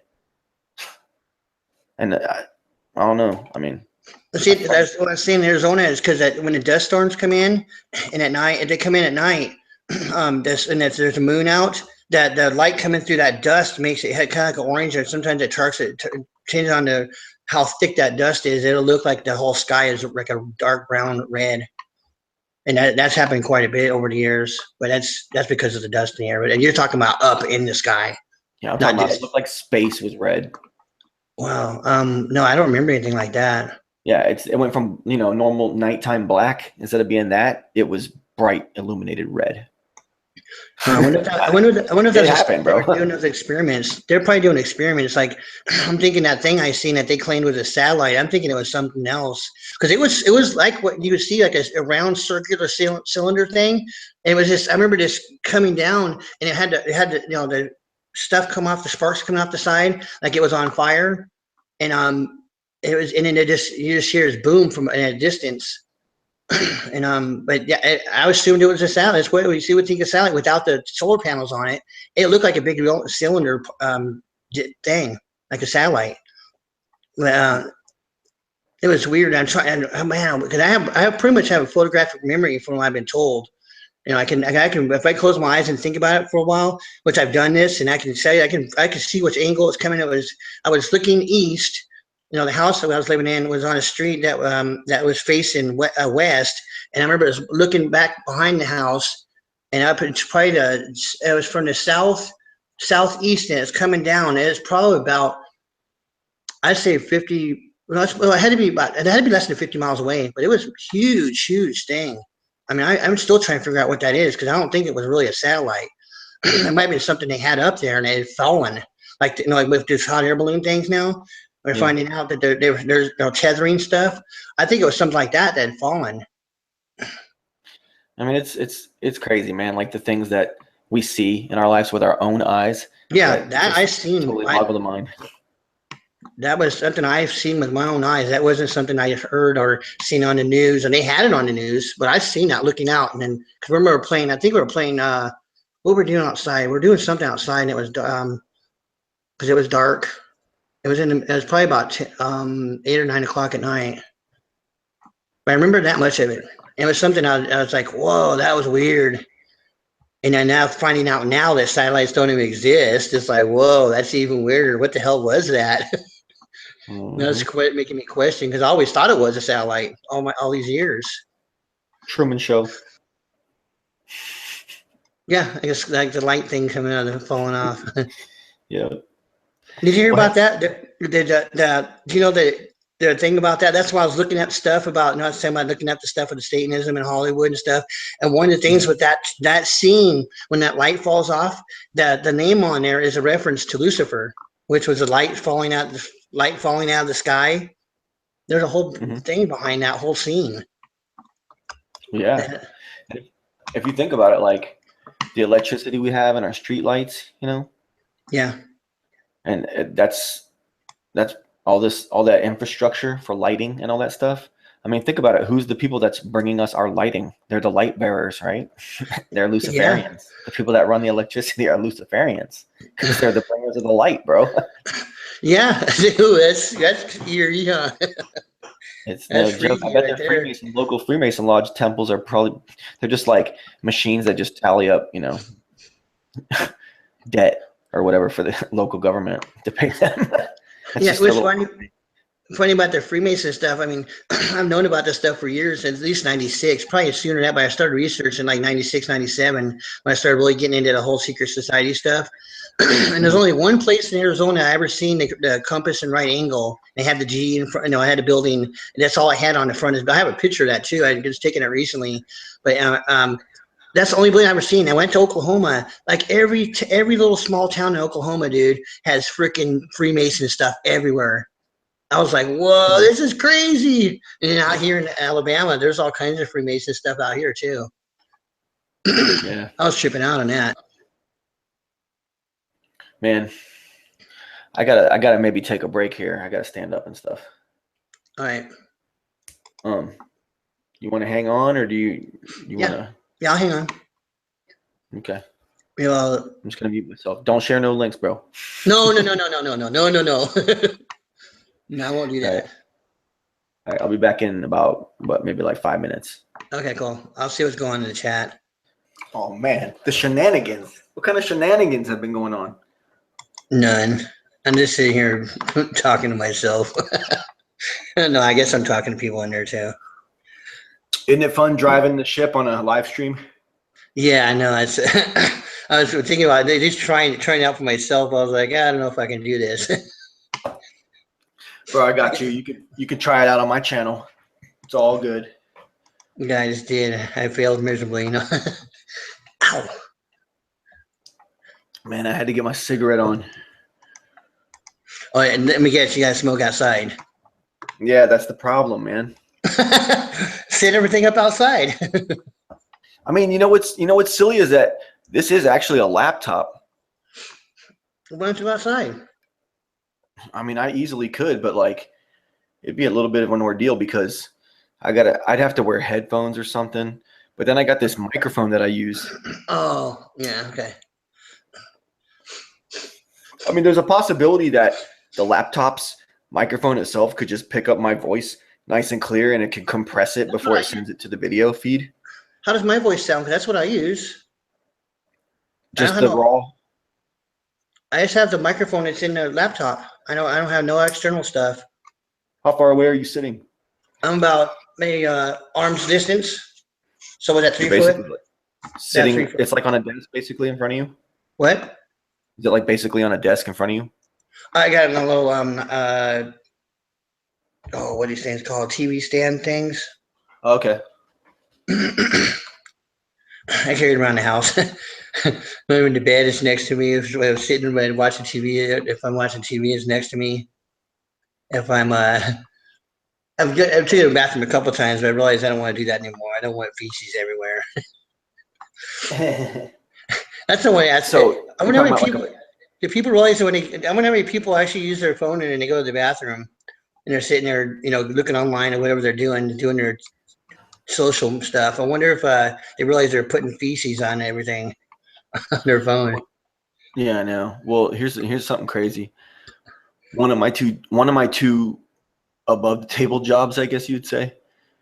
Um, I have to use Uh-huh. an app on my phone for the customers, you know, and so all kind of scumbag losers are like with their grubby, nasty hands all over my phone. So pretty much on the nights or the days that I worked at that place, every night I come home and I immediately take rubbing alcohol all over my entire phone That's when you gotta because get a cover for it. And they have covers you can get. Like I have a waterproof one. I have a lot of video I did underwater. So a water, like, it's just like a little slip case where it's vinyl and clear plastic vinyl, and then it has like a zip, kind of like a snap thing. It's pretty cool. You can probably, I think you should get one of those and use it because you can. I mean, you can scroll through it and you can use your phone like you can anything else any other time. yeah, It's I pretty mean cool. it's no big deal. It's just like I like to have that clean glass, you know. Yeah. I just prefer the clean glass. And so I got a nice protecting case, but like I just I gotta rub that bitch down in alcohol on a nightly basis, like three nights out of the week. But it's okay though, you know. When I do have my phone, I know it's clean. Yeah, they did. Did you see that thing about the test they done on money, on paper money? No, the two highest things that they found traces of is Uh, Cocaine. cocaine and feces. What a party! What a party, right? Yeah, I was like, oh my god, that's disgusting.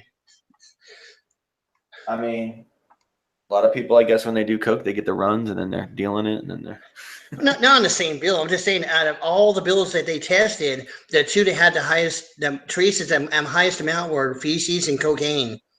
And I don't know if they're on the same bill, but that's just their averages that they did. That's the yeah. amounts that were that showed the most. Like So that's interesting. that's brutal. I mean, Yeah, never lick your fingers after testing money. oh man. I know somebody used to watch it when they had somebody no used to that was what did you call it? An importer exporter, I guess you can say, and had large amounts of money all the time. They used to wash it because of that. They said Huh. they didn't want that was just a cocaine part. 'Cause they said they didn't want to, they got busted. They didn't want to have that on there because they knew people that did that all the time. They just roll up the bill and go at it. So they didn't want no drug traces on it. So they would wash their money all the. They used to wash it. I wonder how you go about doing that. Huh? I You wonder how just you do. they just stuck it in a washer and washed it. What? Yeah, they stick it in dry, tumble dry. They do it on air dry. They wouldn't do it in heat. They just do a tumble dry and it would dry. Yeah, that's crazy.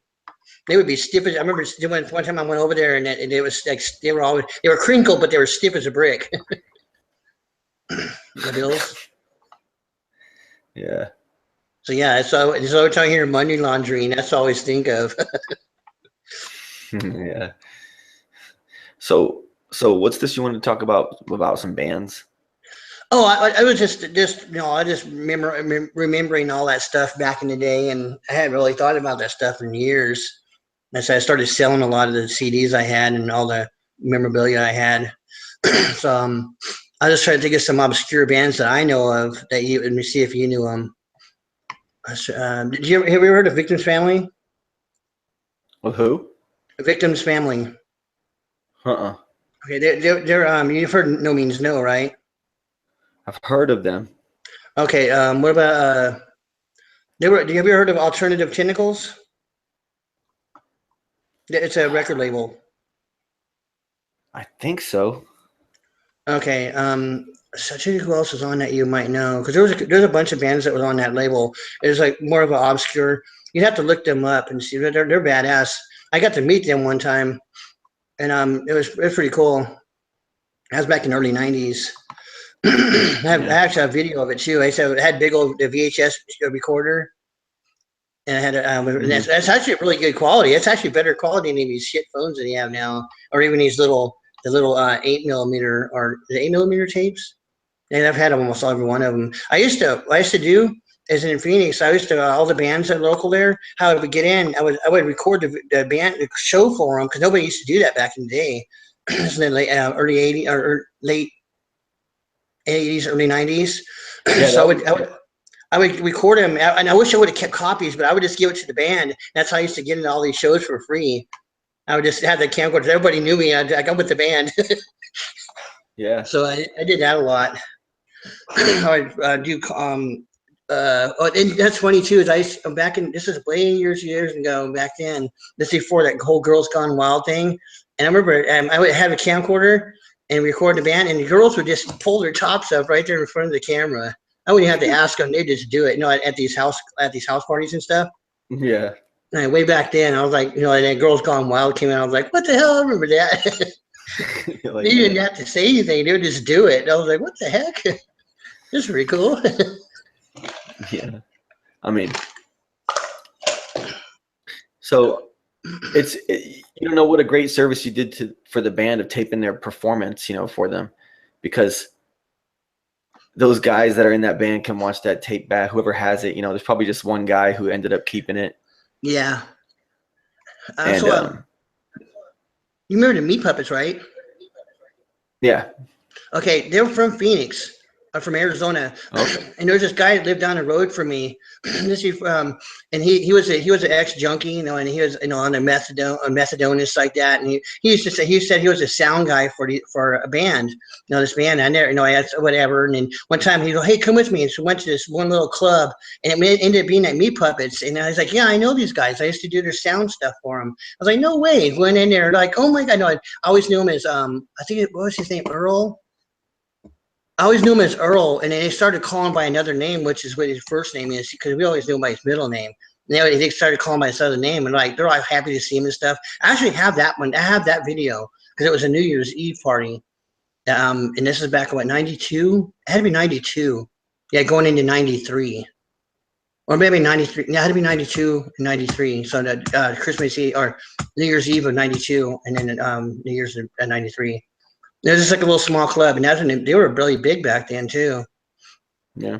And I have like two others I found, and I have like about 15 VHS tapes with all kinds of crazy stuff when back in the day, and like about 5 hours of me playing guitar. One of them like for like an hour. One video I went for an hour playing with only three strings.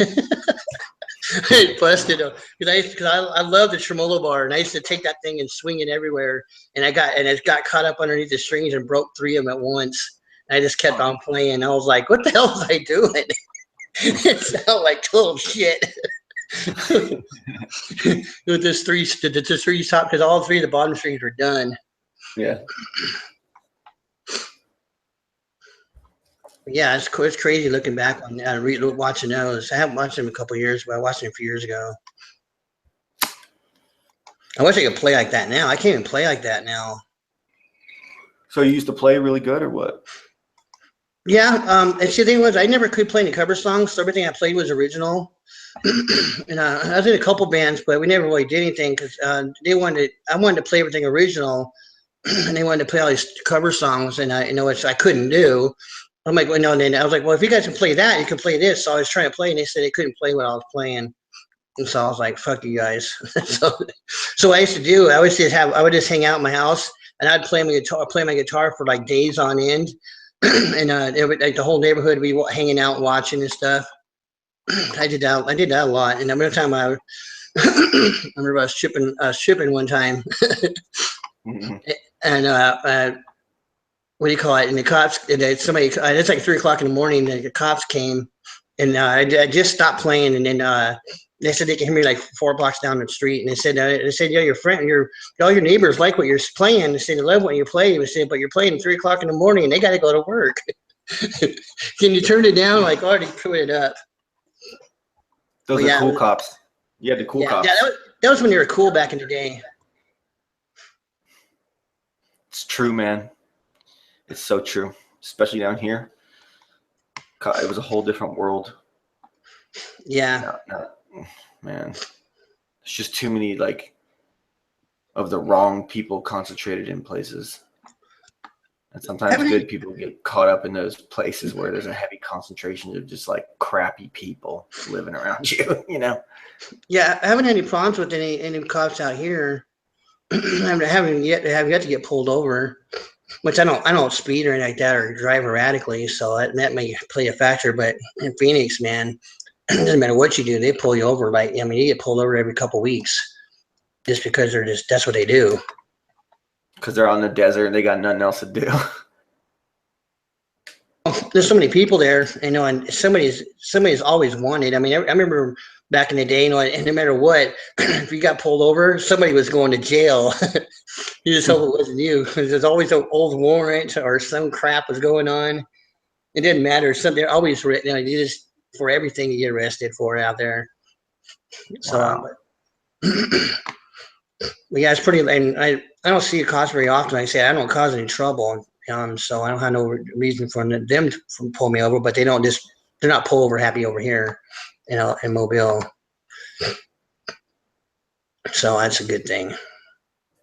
I can't stand these stupid drivers. I'm going to speed limit, right? And they just want to run right over top of me. I'm like, what the hell's with people? What hurry are you in just to get 3 car lengths ahead of me? Whoop-de-doo. I mean, yeah, I drive all day, man.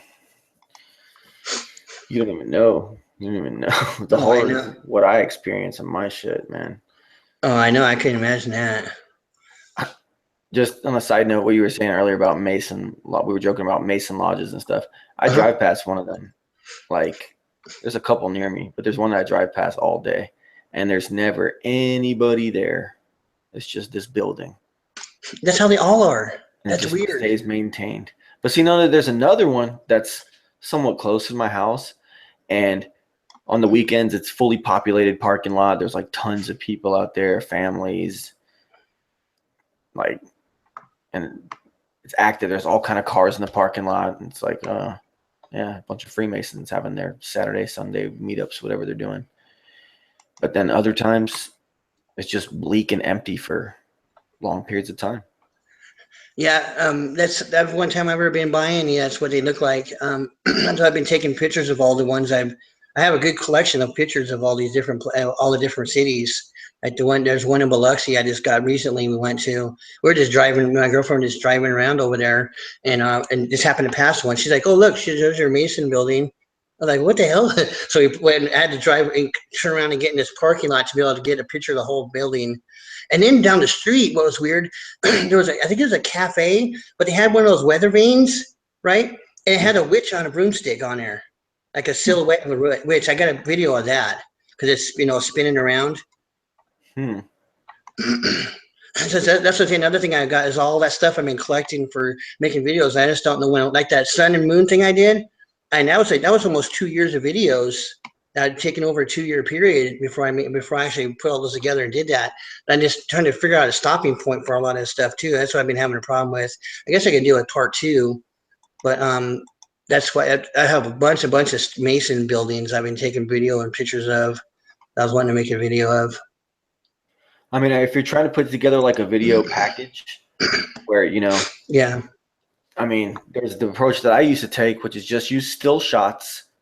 I mean, I know you're not using still shots, but like you could probably just use the clipped video and then narrate the point that you're trying to make, and then just use the fact that there's audio going on with visual at the same time, and just maximize the information output and make it sleek, and then people will watch it and like it because people they just want the goods, like just lay it and you just deliver it, No, what I'm saying is, I keep seeing a new building because I literally have about 50 pictures and little short videos of all these Masonic stuff. I even have in graveyards and stuff, cemeteries. Yeah. There's all kinds of Mason. Like the Washington Monument thing, where has that phallus symbol thing they always say. There's cemetery here in Mobile that there's a bunch of those little short ones, but they're the same thing, and they're all Masonic stuff. They're Masonic gravestones. So you They got. even have. Go ahead. They even have what? No, they have all the symbols and everything in these cemeteries. I even got in Oregon. It says Masonic section. I was like, what the hell? Yeah, that's in Oregon. On the side of a mountain, they have a cemetery. It has Mason Whoa. stuff. Yeah, it's everywhere, dude. I was like tripping. That's what I'm saying. I don't know when to stop with the video and the stuff I'm taking. Now, if I make one now, I know in the next couple of weeks I'll be finding more stuff. I have to probably make a part two. But I say I've been collecting this stuff for a couple of years now. Well, why can't you edit all of it together and make a wham bam video collection? That's Video and picture, like just flash the images of all these things up there and just yeah, yeah. That's what I'm gonna have to end up doing. I mean, what is it? What are you trying to do? Are you trying to do like a information about the lodges, or you just want the images up? Just showing that there are all these different cities, telling what city it's in. But what I'm saying is, it's not about giving all this. I think what you're misunderstanding. What I'm saying is I keep finding new stuff. So if I would have made the video a couple months ago, I've seen 3 or 4 of them since. So now those wouldn't be in that video. So that's what I'm saying. I don't know when to stop, and then make the Oh, video, and then make a part two because with all the newer ones. You know what I'm saying? Because I've been collecting stuff well, for a you could couple of make you could make a part one and try to get it as up to date as you can, and then say, but stay tuned for part two, Yeah, and make it that it's ongoing. Make it that it's a series, and that it'd be like part one. Just like say the title and say part one. yeah. It's also I was thinking about doing with my question, my Q&A I did with myself, was that making that part one. So in case that's another thing where to came up with new answer, another answers. But that one I spent a couple of weeks with, and I was like, that's enough. 16 questions is enough. Yeah, yeah. So did we talk about dinosaurs last time? um, I think we touched on, yeah, because we were talking about we did talk about it a little bit. I think that because we talked about that a little bit, and then we went into the music thing, and that's when we got cut off. What do you want to talk about dinosaurs? Nothing. Nothing. Nothing. You think they're just a big lie, Um, from what I've seen, yeah. right? I know that because of the stuff and this. I remember we talked about the documentary I seen like in the '90s, as showing those two guys that were in the 1800s that were trying to come up with new stuff to get funding from the government, from the United States government, and they just go out and doing it, and then they miraculously find this new dinosaur, and then now they're saying that they were just they were finding bones, but they don't think it was from dinosaurs, and that they were mixed matching. They weren't even from the same species of creature or whatever it was. They weren't even real, and some of them weren't even they were made up. Like say, like the thing now they're finding out that all these bones in the museums, they're all plaster. It's not even the bones. So they're saying, oh, they're locked away. Well, why they should be locked away? Why can't you get out and display the real thing? Yeah, all these dinosaurs you see in museums are plaster. I was like, what? And I can see a couple of bones because they're just missing, but they said the whole thing is plaster, every single one of them. So their excuse is that they have them for safekeeping. Really? And now there Yeah. people that's doing this stuff with like there's a lot of them at the balance. They said the balance wouldn't work on these things because most of the stuff it was just drawings that those guys came up with. People came up with drawings and like, oh, this is what it should look like, and they said it wasn't even feasible. And it wouldn't practically work. There's no way it would Yeah. work. It The body couldn't. mechanics. Yeah, yeah. The balance wouldn't work. The mechanics of it wouldn't work. So that makes you question everything right there. I mean, but then someone would say, well, look at a giraffe. But I guess the giraffe probably has a lot stronger front legs and chest area than people realize. Oh yeah, and it tapers upwards too. So the higher it goes, it's stronger on the bottom, and it shrinks up to the head, and it's smaller on top. So it doesn't need to have all that. I mean, if it was a big old giant head, yeah, but it's got a small little head. And it Yeah. tapers. It tapers. So there's your structure right there, your cone shape right there. That would work, and we see it And work. because It's not just plopping on the ground. it only goes lighter and lighter. Yeah, yeah. So you got all your strength on you're basically like your foundation. The bottom of the base of the neck is a foundation, and it just builds up. Giraffes completely blow my mind, dude. Oh yeah. I mean, really, Have a you? damn giraffe. I mean, are you kidding? And you know what else is mind blowing? Hmm. These monolithic super whales, these blue whales or whatever they are. These Mm-hmm. epic whales that are like herbivores and all that. Can you imagine coming across one of those bad boys? Yeah, I know that would be crazy, I mean, especially being it's out in the ocean. creation. Can you imagine being out in the ocean and then seeing a whale come up, pop up out of the water by you? I know of that size though, like one of the big daddies, the big mama. Hey, what do you know about the Tower of Babel? Tower of Babel, like biblically, it was built because the nations had come together to defy God and they wanted to go and meet God themselves.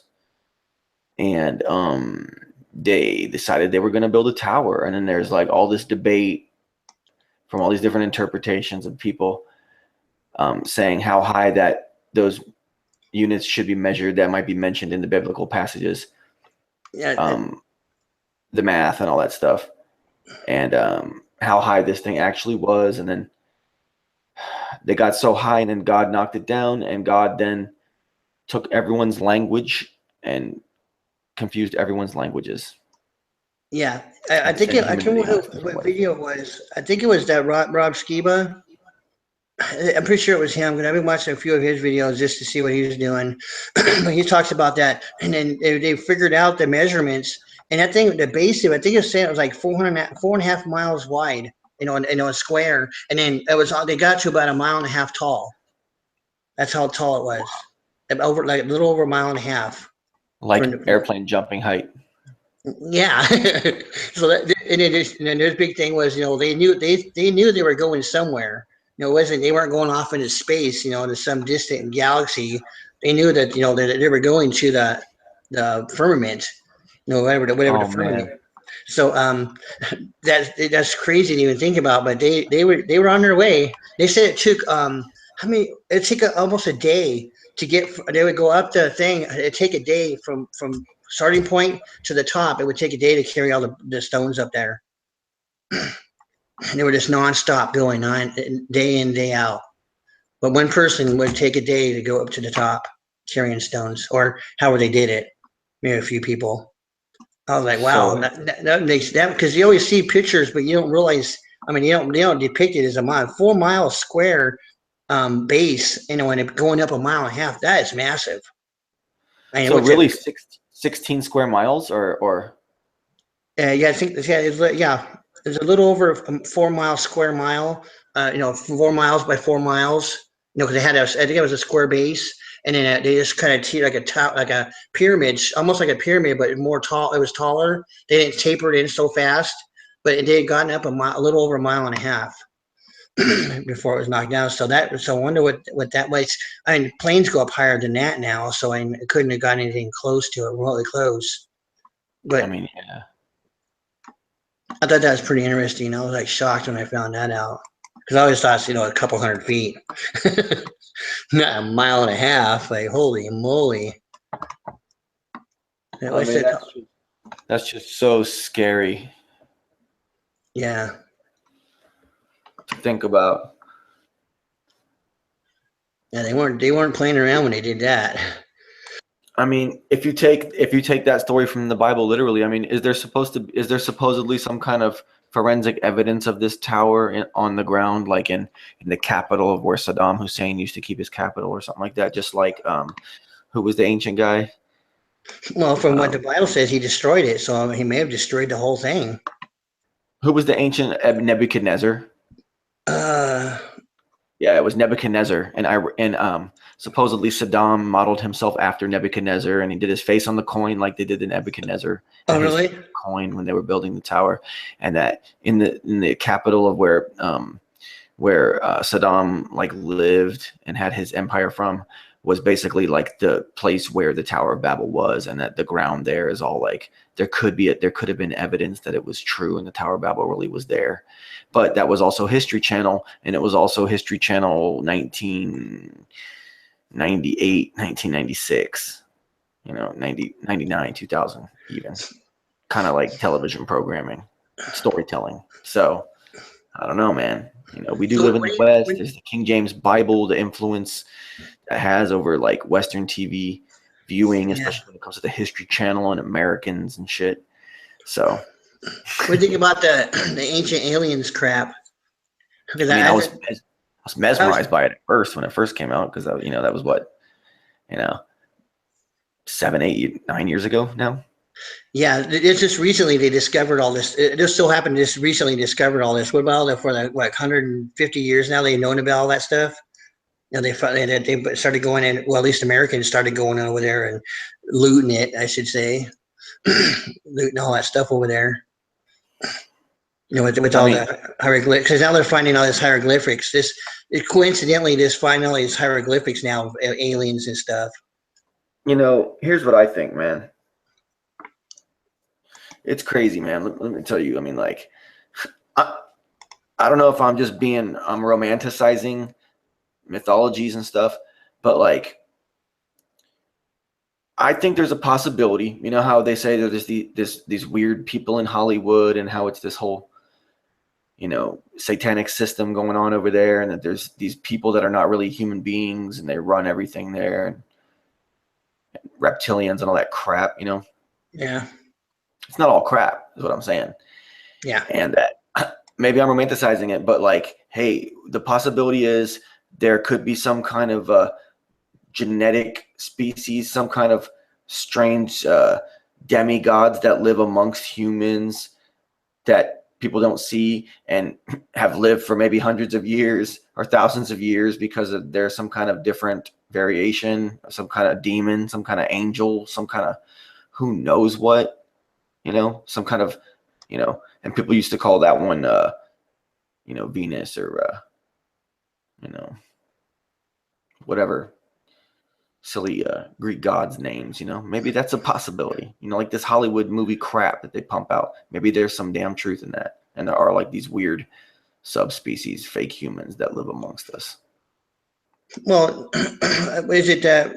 Well, there's a lot of people that say that you have to tell us the truth, because the whole thing is we have free will. So once you're given the truth, even though as crazy as it sounds, they're giving you the truth. So yeah, part of it's true that they're still even the still putting in the lies of it being something good. That's the part that's the lie. But they have to tell you that. I say they have to tell you the truth, and I think what it is that it's just being demon possessed. That's all through the centuries. I Is, mean, is why people are the way they are, why they've been the way they've been. so demon possessed. Think about this.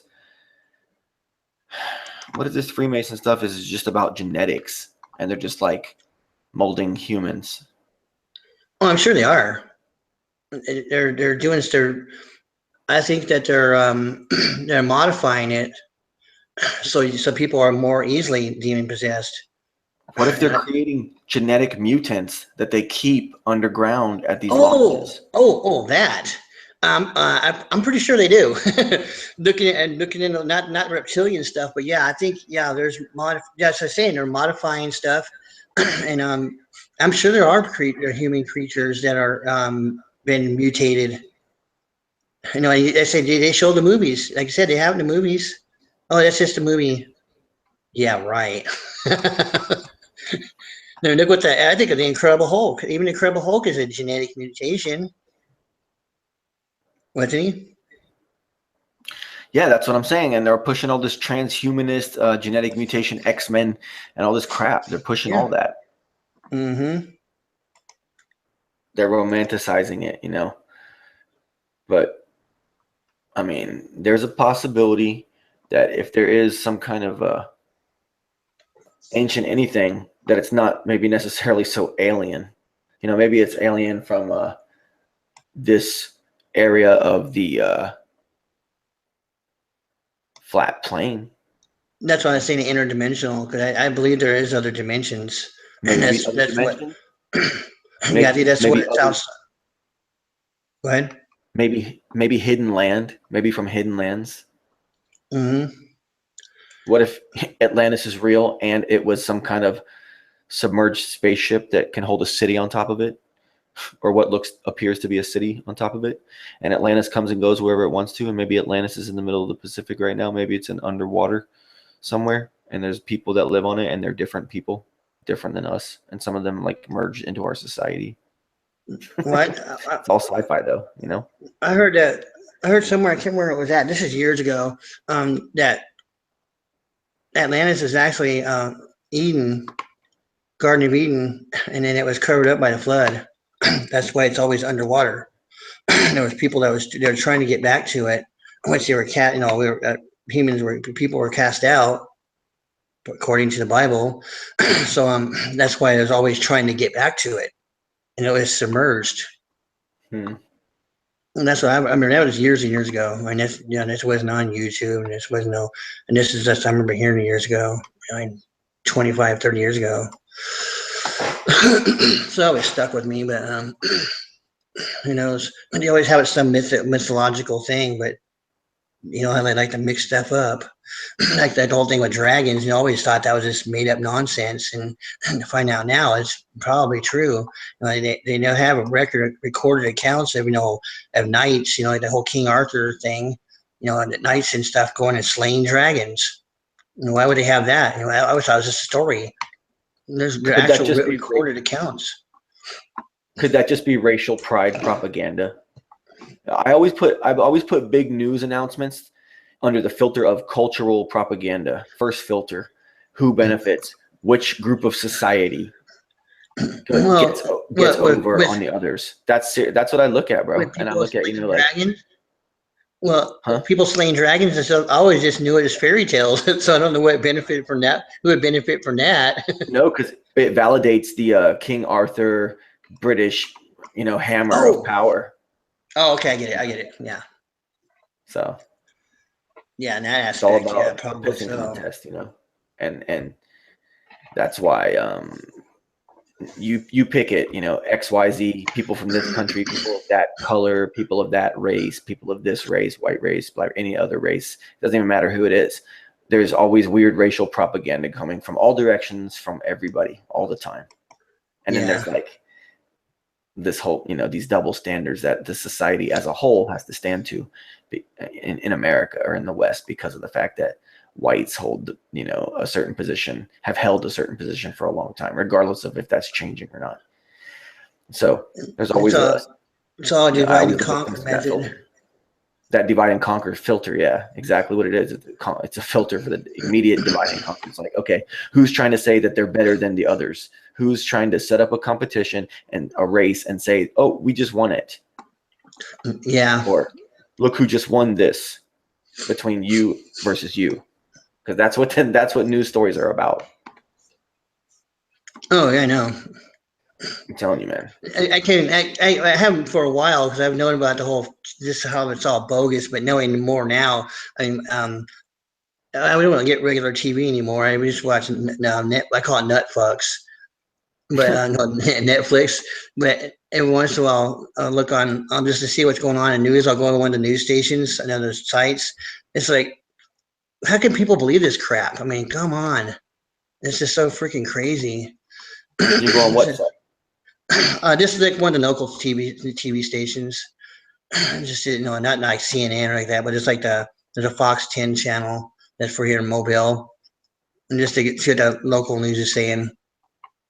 You might have to have the big news guy, the big news things, news stories. Oh, local shit. Yeah, but I'm just saying locally they have the big news stories, and it's like how the heck can people even believe this stuff? I can see it when the whole thing was on CNN and stuff like that. Yeah, And now man. finding out that most of 99%, or probably 100% of stuff is just all made up nonsense. It's like, what the heck? So they have to question everything because everything was in the news at one time. Yeah. I mean, Like that. uh, I pick up YouTube, let's say random time in the evening sometime, watching, maybe I'm doing something and then I pick up YouTube and I just go through the what's hot, little flyer thing. Just when if there's nothing in my subscriptions, there's nothing else going on, I'll run to that thing and I'll just tap that. I'll look at what the crap is. And it's just nothing but, you know, Hollywood, left wing, Yeah. under the guise of creativity, really just pushing like extra conformity, pushing conformity, even when it's like a racy pop star or, something. Doesn't matter.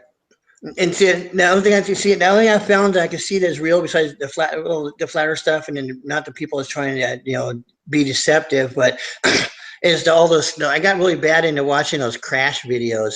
I don't want to see people get hurt, but I just want to see because like seeing car crashes and stuff like that. I want to be able to see how they react, and this is different ways of, and that's what was I was studying because because I'm getting a car crash. I've never been in a major car crash. I've been in a couple, but not nothing major. But you see different speeds, how cars crash, and how they what they do. It's like that. It's pretty crazy how a lot of people are getting. If we watch a lot of these videos, most of them people get hurt, but nobody's died, and that's the crazy thing. I mean, you see people get flung out, they roll 4 or 5 times, and you see 3 people fly out as that sucker's tumbling down the freeway.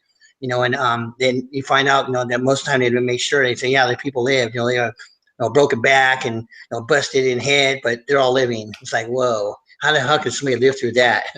It's just shocking just to see all the crazy, ways that accidents happen. The Russian stuff is the craziest.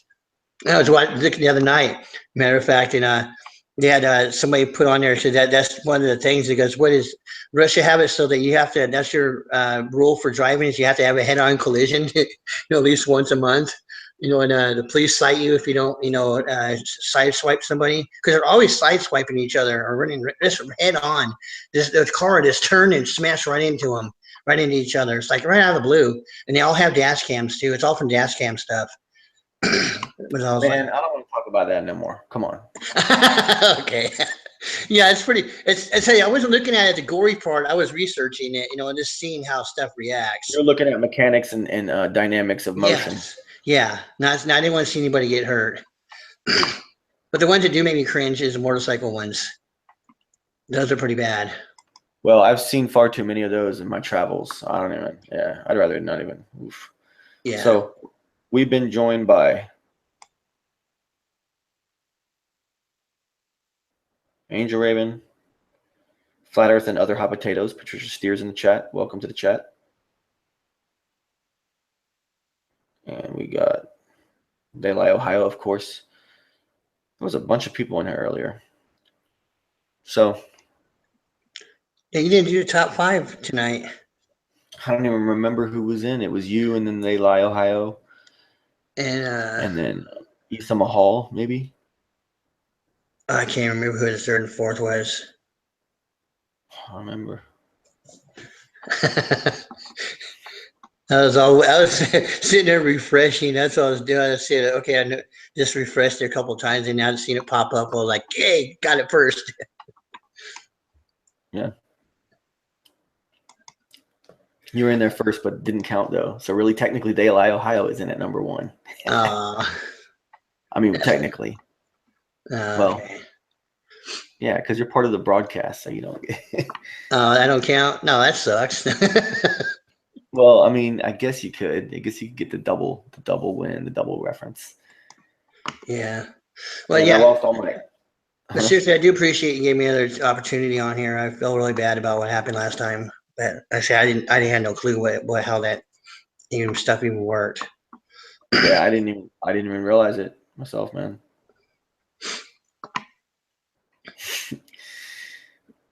I lost all kinds of chat.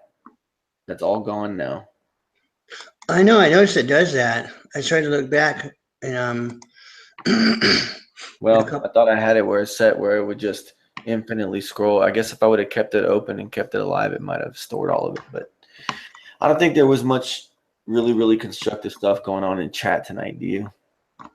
I was going back and forth, and nothing really too out there, and just kind of some small chit chat from what I seen. See, De La Ohio says, "Fuck yeah, first." So De La Ohio, let's even get it, bro. I All mean, right. you were on the show with me the whole show, and you even hosted my break. So Yeah. Okay, I'll let you have that, De La Ohio. De La Ohio in at number one. Oh yeah. Funny. So someone here, Twitwit says China announced they have recovered dragon fossils. Of course, China says that. Of course, everybody says that. But I mean, like, it's just a race baiting story. It's like, look how badass we are. We're the ones that used to slay dragons. That whole King Arthur stuff. I could see it being interpreted that. Or maybe it's just real. Maybe it's the real truth. And those people happen to be the ones that were the ones that fucking slayed fucking dragons. I mean, maybe it's possible. It sounds so Western. It sounds so fake, doesn't it? Well, yeah, it's um, just like with all the other stuff that they're discovering. What are the ones that went to the moon? Went to the moon again? Who, China? Yeah. I guess they say they went to the moon. Oh, I just seen. Thinking about this. Speaking of the moon, there. I was watching this thing. I wish I would say. I keep forgetting to download these videos because I want to have a ton of stuff. Because it was like a 2 hour long video, but in the middle of it, they had a talking about how they have a telescope that can see that they would be able to see a postage stamp on the moon. That's how powerful it is.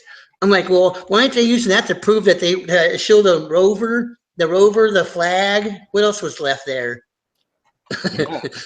I was like, what the hell? They can see up. This is NASA, or that wasn't NASA. It was something about the moon. But they said that that's the telescope that they had could see a postage stamp on the moon. To see the That's how. footsteps, to see where the thing landed, Yeah, to see it every was. stone they left behind, and to see I think there what was a. that was. There's comment on there saying something about because those two guys that were on there. How many guys were on there? Five. There's five of them, 5 or 6 of them total. That were the 4 times they went. How many went on Um, there? They said that they had to crap there. They wanted to see their piles of shit that they had, or their shit bags that they left behind. They said they didn't take them with them. oh man, I was like, what the hell? it's such a load of crap. I mean, the whole thing is shit. The whole scam is shit, and so of course they're gonna What? make you think about So this. answer me this: you seen the lander, right? How the hell they get that rover in there, and how they get it out? Where's the ramp I at? know. Where's the ramp to that rover at from the lander? And they can only fit 2 guys in there. How the hell they get that rover in there? And what did they just start it with a key, like, and then it fired up on the moon with no atmosphere and just fired up combustion engine car? Yeah, it's supposed to be battery powered. Oh, That's it's what's battery powered. Okay. that's what I found out. I was like, oh damn. I was like, hey, how the hell does this? Yeah, how's a combustion engine work with no oxygen? Because that's part of a combustion engine is the oxygen intake. So, what kind of metal protects a battery from 0 Kelvin or whatever on the face of the moon? I don't know. You know, what kind of metal protects a battery from that? And then you have to ask NASA. Exactly. It's just ridiculous. Well, it's there. We have to get back to the moon. Yeah, why they want to bypass the moon all of a sudden? I don't understand that either. Wouldn't that be where you would want to have a base at, and then go to Mars from the moon? Why do we got to go straight to Mars? Depends on your launching method. Yeah, I tell you my this is my prediction. When I have this recorded now, that my prediction with the Mars mission that they're supposed to be sending a group of people there. I think what they're going to do is they're going to either. I don't think they're going to fake this because people are supposed to be paying to go there, right? They'll be part of this, colony. I think what they're gonna do is just shoot them up and then have a system failure or something and then blow them up and they'll die. That's my prediction of what's going to happen. It won't be like the Challenger. That was hoax. Yeah. But I think they're going to because they'd have to kill them because they're actually going to pay. They're supposed to be paying money to be able to go and do that. A one-way ticket too. Yeah, one-way ticket into death. It's death no matter what. Wow. So I think that's what's going to happen with that. Yeah, you should go look at that stuff because there's videos on that happening, and people, in the comments are like saying, "Oh, wish I could go. Wish I had the money to pay for this." And people are really, really thinking that's going to happen. Yeah, it's majorly depressing.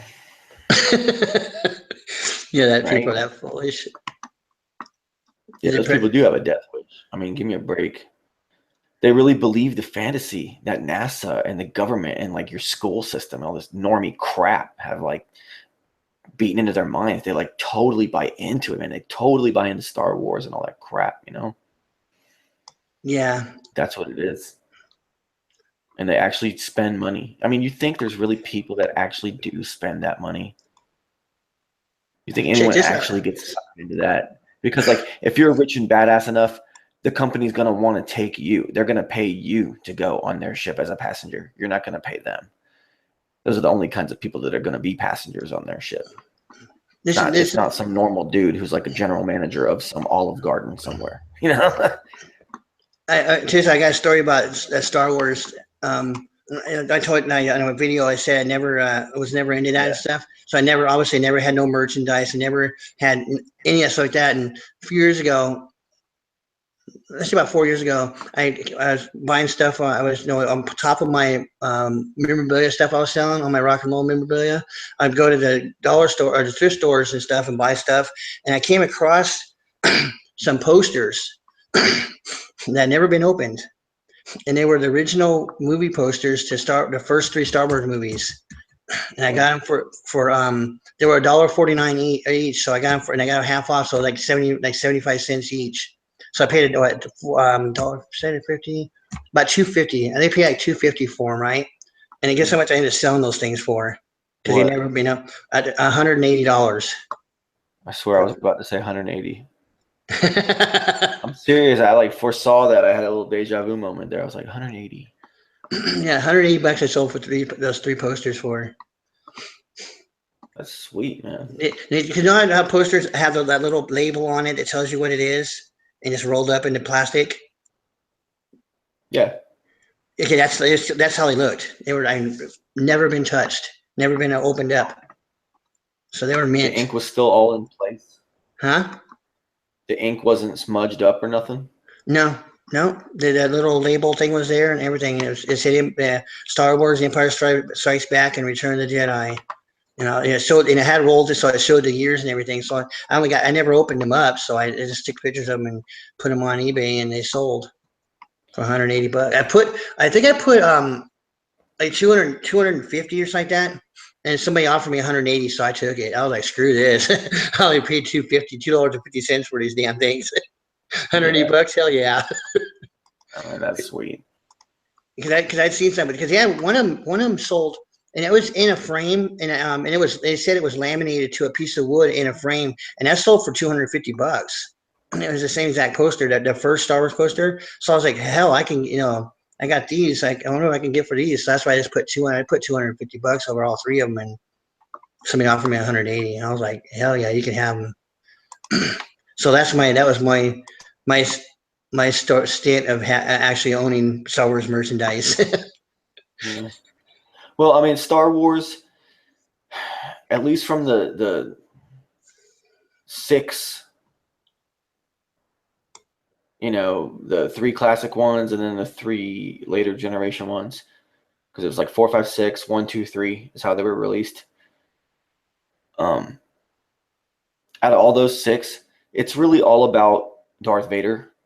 The whole thing is about Darth Vader and him being a man and the evolution of what happens throughout life and stuff like that. And he is like simultaneously Lucifer and Jesus and the Christ figure. You know what I'm saying? Hmm. It's strange. He has like Okay, because the whole thing is that you discover in the part 1, 2, and 3 that Anakin was a little boy that had these genetic things happening inside his body, and he had way more of them than any, Sith Dark Lord or any Jedi have ever had. He was like exponentially blowing them out of the water. Even the most highest ranking and most powerful Jedis and most powerful Sith Lords, he just totally dominated. And you know what I'm saying? Okay, That's that's the Darth whole Vader thing. As a factor. little like 4 or 5 year old boy, or 6, 7 year old boy, and he is like he's so powerful with this stuff, it's like basically the stuff of God, that he is very, very close to being basically God. And he becomes a grown young man, and it's by part 3, and that's the one that everybody just hates because it's just really, really bad, and the guy that they chose to be him sucks, and the writing sucks, and it's basically just a verbal play with almost no action, and it's like 3.5 hours long or something, and it's just like Huh. it makes you regret ever having watched a Star Wars movie ever. And it's like, way to finish it up, guys, like after all those epic classics, and then you just give us this complete crap, and that's why people are just the old school fans of Star Wars. It died with them, like I might have been a little bit of a Star Wars fan when I was young, nothing too obsessive. I didn't even, like really do anything other than watch the movies maybe a couple times, but nothing like Star Wars obsessed or nothing, but just definitely like, oh yeah, Star Wars is cool. I'll watch it for fun and everything, and I know stuff about it. Like same thing, I know stuff about like Conan the Barbarian or fucking just like silly movies, that you grow up watching. Yeah, Um, but that's how I always grew up with, knowing. I've always known since I was told that, that the whole thing with the aliens, that were demons. So every time I always connected that. So I never really wanted to watch all that stuff because of that. And it's got tons of alien creatures all through that. Even the Star Treks. Any space movie does. So I always connected that. So I was like, I don't want nothing to do with that. No, even though I was into the heavy metal and stuff, which is funny. But that's a whole different, I guess, a whole different monster, huh? yeah. What kind of metal did you like? um, well, I used to like the really, really hardcore stuff. I said the Deicide and the Carcass and Napalm Death, and then I started getting. I found the band Beaton's Family, which is kind of has a kind of like a punk thrash kind of feel, but they have some like some mellower stuff. And really huge fan of Primus. I love Primus, and anything that Les Claypool's done. No, that's probably one. It's not nice. I like his bass playing. I like his the way he sings too. But the guitars and all the Primus stuff is just out of this world. No, even with these other stuff, not even Larry Lalonde, which is the guitars for Primus. There's the other bands he's in. The Fearless Flying Frog Brigade, and there's Bucket of Bernie Brains. What else is there? There's oh, what's the other one? The Sausage. Oh, Well, and I mean, Oysterhead too. Oysterhead, I heard of them, but I mean, Fearless. That's, I Fear, mean, F no, F is it's Les Claypool's Fearless Flying Frog Brigade.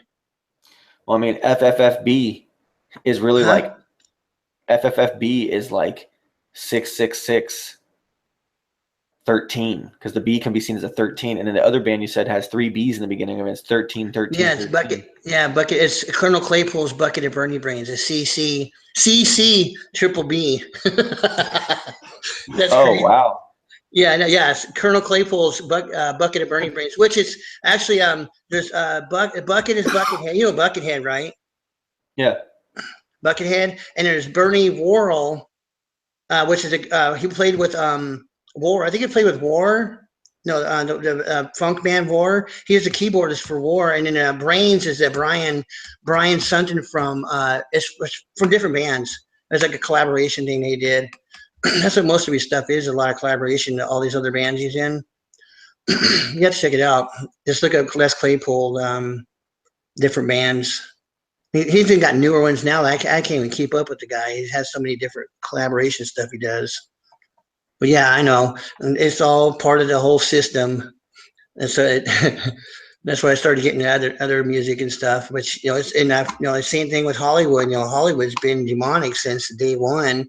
Same thing with music. Even all the stuff back in the 20s and 30s. If you really listen to that stuff, dude, that's some crazy music back then.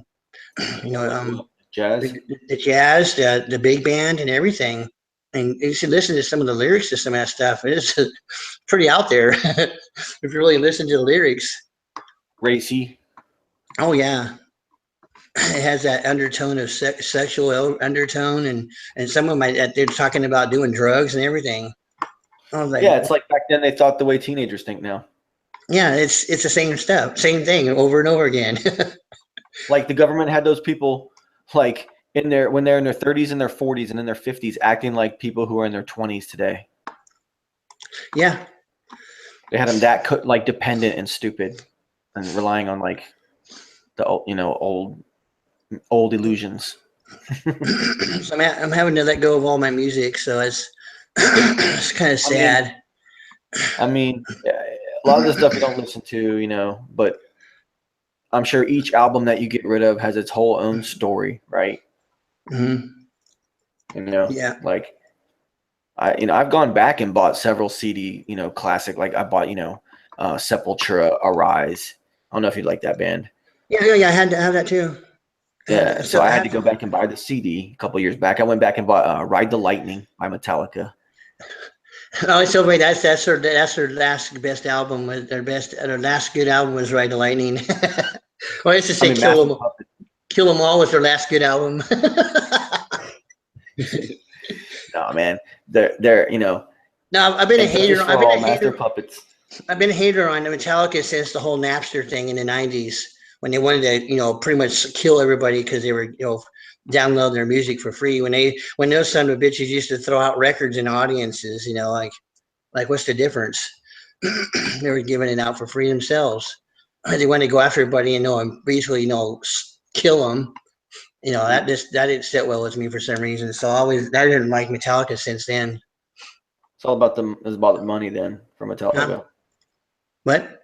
It was about the producers that were backing them and giving them the superstardom that they had and the tours and the stages that they built for them and the crowds of like 300,000 fucking people watching them in some Super Bowl and super stadium thing or something, or in some damn valley of some damn mountain. They got like hundreds of Yeah, thousands of people I've watching seen them. him. I've seen him live like three, 4 times back, but that Yeah. was 25 years ago. When Yeah. I've They seen had I've seen massive audiences back then. yeah, oh yeah, these were big, huge, sold out concerts. In Phoenix, they were the big arenas. That's like I liked Corn for the longest, but I can't even listen to that now. That's what is depressing too. Is that a lot of stuff I can't even listen to anymore. And I'm like sad. I mean, I guess. How long can you really listen to music though? It's like think of all the albums you've accumulated over the course of your life. What if you were to really try to like sit there and put them all on a steady rotation? It would take you months to listen to it all, probably. I've already done. I got all my stuff. I still have everything digital, and I've tried to do that. Oh, and one thing I do like, and it's probably bad because it's probably the starter of it all, is Black. I love Black Sabbath, the old Black Sabbath, the first 8 albums only. And I don't like Ozzy by himself, but with Black Sabbath, and I would listen to that all the time still. I can just sit there and listen to all that, and then I'll listen to the Andrews Sisters. I love the Andrews Sisters. Their stuff's badass. You got to really listen to them, and there's a lot of it on YouTube now. Look up Andrews Sisters. What are they all about? Are they like folk or something? No, it's like the swing music in the 30s and 40s, but they did a lot of movies. I want to see some of their movies. I did watch one, but it's so low quality. I couldn't really sit and watch it because it was so low quality. The picture, not the film itself, but the quality of the film. And it was just scratching and glitching and whiting out because it just the way they recorded it sucked. But this I don't know. I just love the way they sing. This because there's the three sisters. They just have this harmony with each other, and there's the younger one was the singer, the main singer. But I just love the way they sing, dude. So I'll listen to Black Sabbath and I'll listen to Andrews Sisters. Go from heavy metal, the original heavy metal, to swing big band stuff. So man. like all over the place. Now listen to Elvis. I love my Elvis. Yeah, bro, that's so funny, man. I listen to Elvis on a frequent basis, man. Uh, it's funny. And you know what else? What? I mean, Did you, crazy, but I myself am the exact same thing when it comes to Black Sabbath. Exact same thing. And there was a period where all I listened to was Black Sabbath for a couple years, just the first 8 albums. oh my God. Yeah. And I can tell you in order right now, just off top of my head, Black Sabbath. Then you got Paranoid. Then you got Master of Reality. Then you got Volume 4. Then you got Sabbath, Bloody Sabbath. Then you got Sabotage. Then you got Technical Ecstasy. And then you got Never Say Die. Yep. Yep. Right? Yep. Chase out. How about this?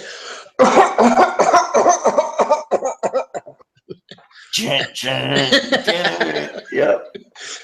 So, bro, Black Sabbath brought rock into the realm of the common folk, and it brought it to the street. And I would say Black Sabbath is even really the first. Technically, they're like the first hardcore street punk band too, on top of being the first metal band. Oh yeah. In a Yeah. Well, weird see, the funny sense. thing is, they never considered themselves heavy metal. It's like, what does that mean? They said they just played music that they liked. You know, they had a certain sound that they had, and they said they never understood why they were called heavy metal. Yeah, it was blues. Yeah, just everything about that. And I just love. I don't know. I can just tons of. And what's funny is the popular songs I cannot stand, like Iron Man and what's the other ones? Paranoid. Paranoid. Yeah, those ones I can't stand. Like I like what's the ones oh God, I can't even think right now. Every day comes and goes under the sun. That's off volume 4. Um, into Yeah, the and then what's the, Sabotage is my personal favorite. After all is oh yeah said yeah and yeah done, after they're all said and done, Sabotage #6 is my favorite one, man. yeah sabotage. I love sabotage. But oh, my girlfriend's down getting too loud. She's in there trying to sleep. Oh man. Well, I gotta go. I gotta get going, man. I gotta get going. All right, so we gotta continue our Black Sabbath talk then sometime. Okay. Well, I mean, tell me what were we gonna say about Black Sabbath? Huh? What were you gonna say? About what? Sabbath. Oh, they're just badass. I mean, they're just the way he sings. It just blows. It's just crazy how he sings, and I've watched how he sings. It's so weird because it's like he just has it's just effortless. Because you think he had put all this work into it, and you watch this old footage of him. It's just crazy, and it's funny. He's always thought, and I didn't start really, start seeing him. I never seen him in the old Black Sabbath stuff until recently, and watching him how he is through the years, up until recently. He always had that stance, where he'd hold the microphone and stomp his foot. I always thought it was because he was older. He's always done that. Yeah, That was yeah. his thing. They're Watch out. jazz. They were jazzed up blues. Okay, played as angry and as loud and harshly as possible. Yeah. Yeah, because they were young men, so they were aggressive. But Yeah, they were that's playing jazzed up blues, and they were bucking the tradition of traditional guitar work of blues, because they were just abusing. They were mhm. doing power chords, and they were using all kinds of different frets, and they were doing alternate tunings, and Yeah. then they're basically abusing the guitar. And then they made an electric guitar first off, which is already an abuse of the guitar. And then they would take that electric guitar and then put it in alternate tunings, and then play riffs and do work on the instrument that are a fuck you to traditional guitar work. And it got over big with audiences, Oh and yeah. it was totally original, and it was like a true artist's renaissance and a true shift in music. And ever since then you get bands like Metallica and Slayer all coming from Black Sabbath in reality, because even Bon Jovi, believe it or not, I would root back to Black Sabbath more than I would root Bon Jovi back to any kind of like, Yeah. blues or pop or anything like that. Even shitty bands, well, they're not shitty, but very popular bands like that even use a bit of that, even though there are a lot more inside the box when it comes to like traditional blues patterns that they're using in their music. Yeah. Well, Black Sabbath didn't do that. Black Sabbath did riffs that were dark and used untraditional methodology on the fretwork. Yep. Yeah, you're right. And but that's the thing I'm missing with my music now. Cause I'm trying to play recently. I hadn't played in a while. Is the aggression. Cause I know it's the same notes, but I just don't have that. It's more like, like, man. Well, it's about what instrument you're using, what amp you have, and then how you're playing. It's the same stuff. I've had the same amp and same guitar for 25 years. Well, actually, wait, no, it's 89. So 28 years now. Wow. Yeah, I've had the same. Well, the guitar I've had since '93. And I got rid of all my other guitars because of this one. Because I said I used to love the tremolo. I use that tremolo system all the time. And I always, they always go out of any other guitar. I used to go out of tune. I smashed probably 20 guitars in 5 years. And then I got a hold of this guitar, this Ibanez I have, this left-handed Ibanez. It has it's just that floating tremolo, and dude, I can just throw that tremolo bar everywhere, and it stays in perfect tune. When I come out of it. So and I fell in love with that guitar. I used to call my honey, my baby. That was my baby right there for years. But it just, I don't know. I think it's more me of how I'm not so aggressive with it now. That's what I'm missing, is the aggression part. I'm not pissed off. I'm not pissed off and angry like I used to be. For one. Yeah, I mean it's Well, hey man, I gotta cook my food. I gotta get to bed. I'm going crazy. It's way too late for me right now. I know it's 11:40 there, huh? Yeah, I gotta head out, bro. All right. Well, thanks again. I appreciate it, and I had fun. Thanks for coming on, bro. No problem. Stay with me for just a second. I'm gonna end the broadcast. This has been Validation Boy live stream, March 8th, 2017.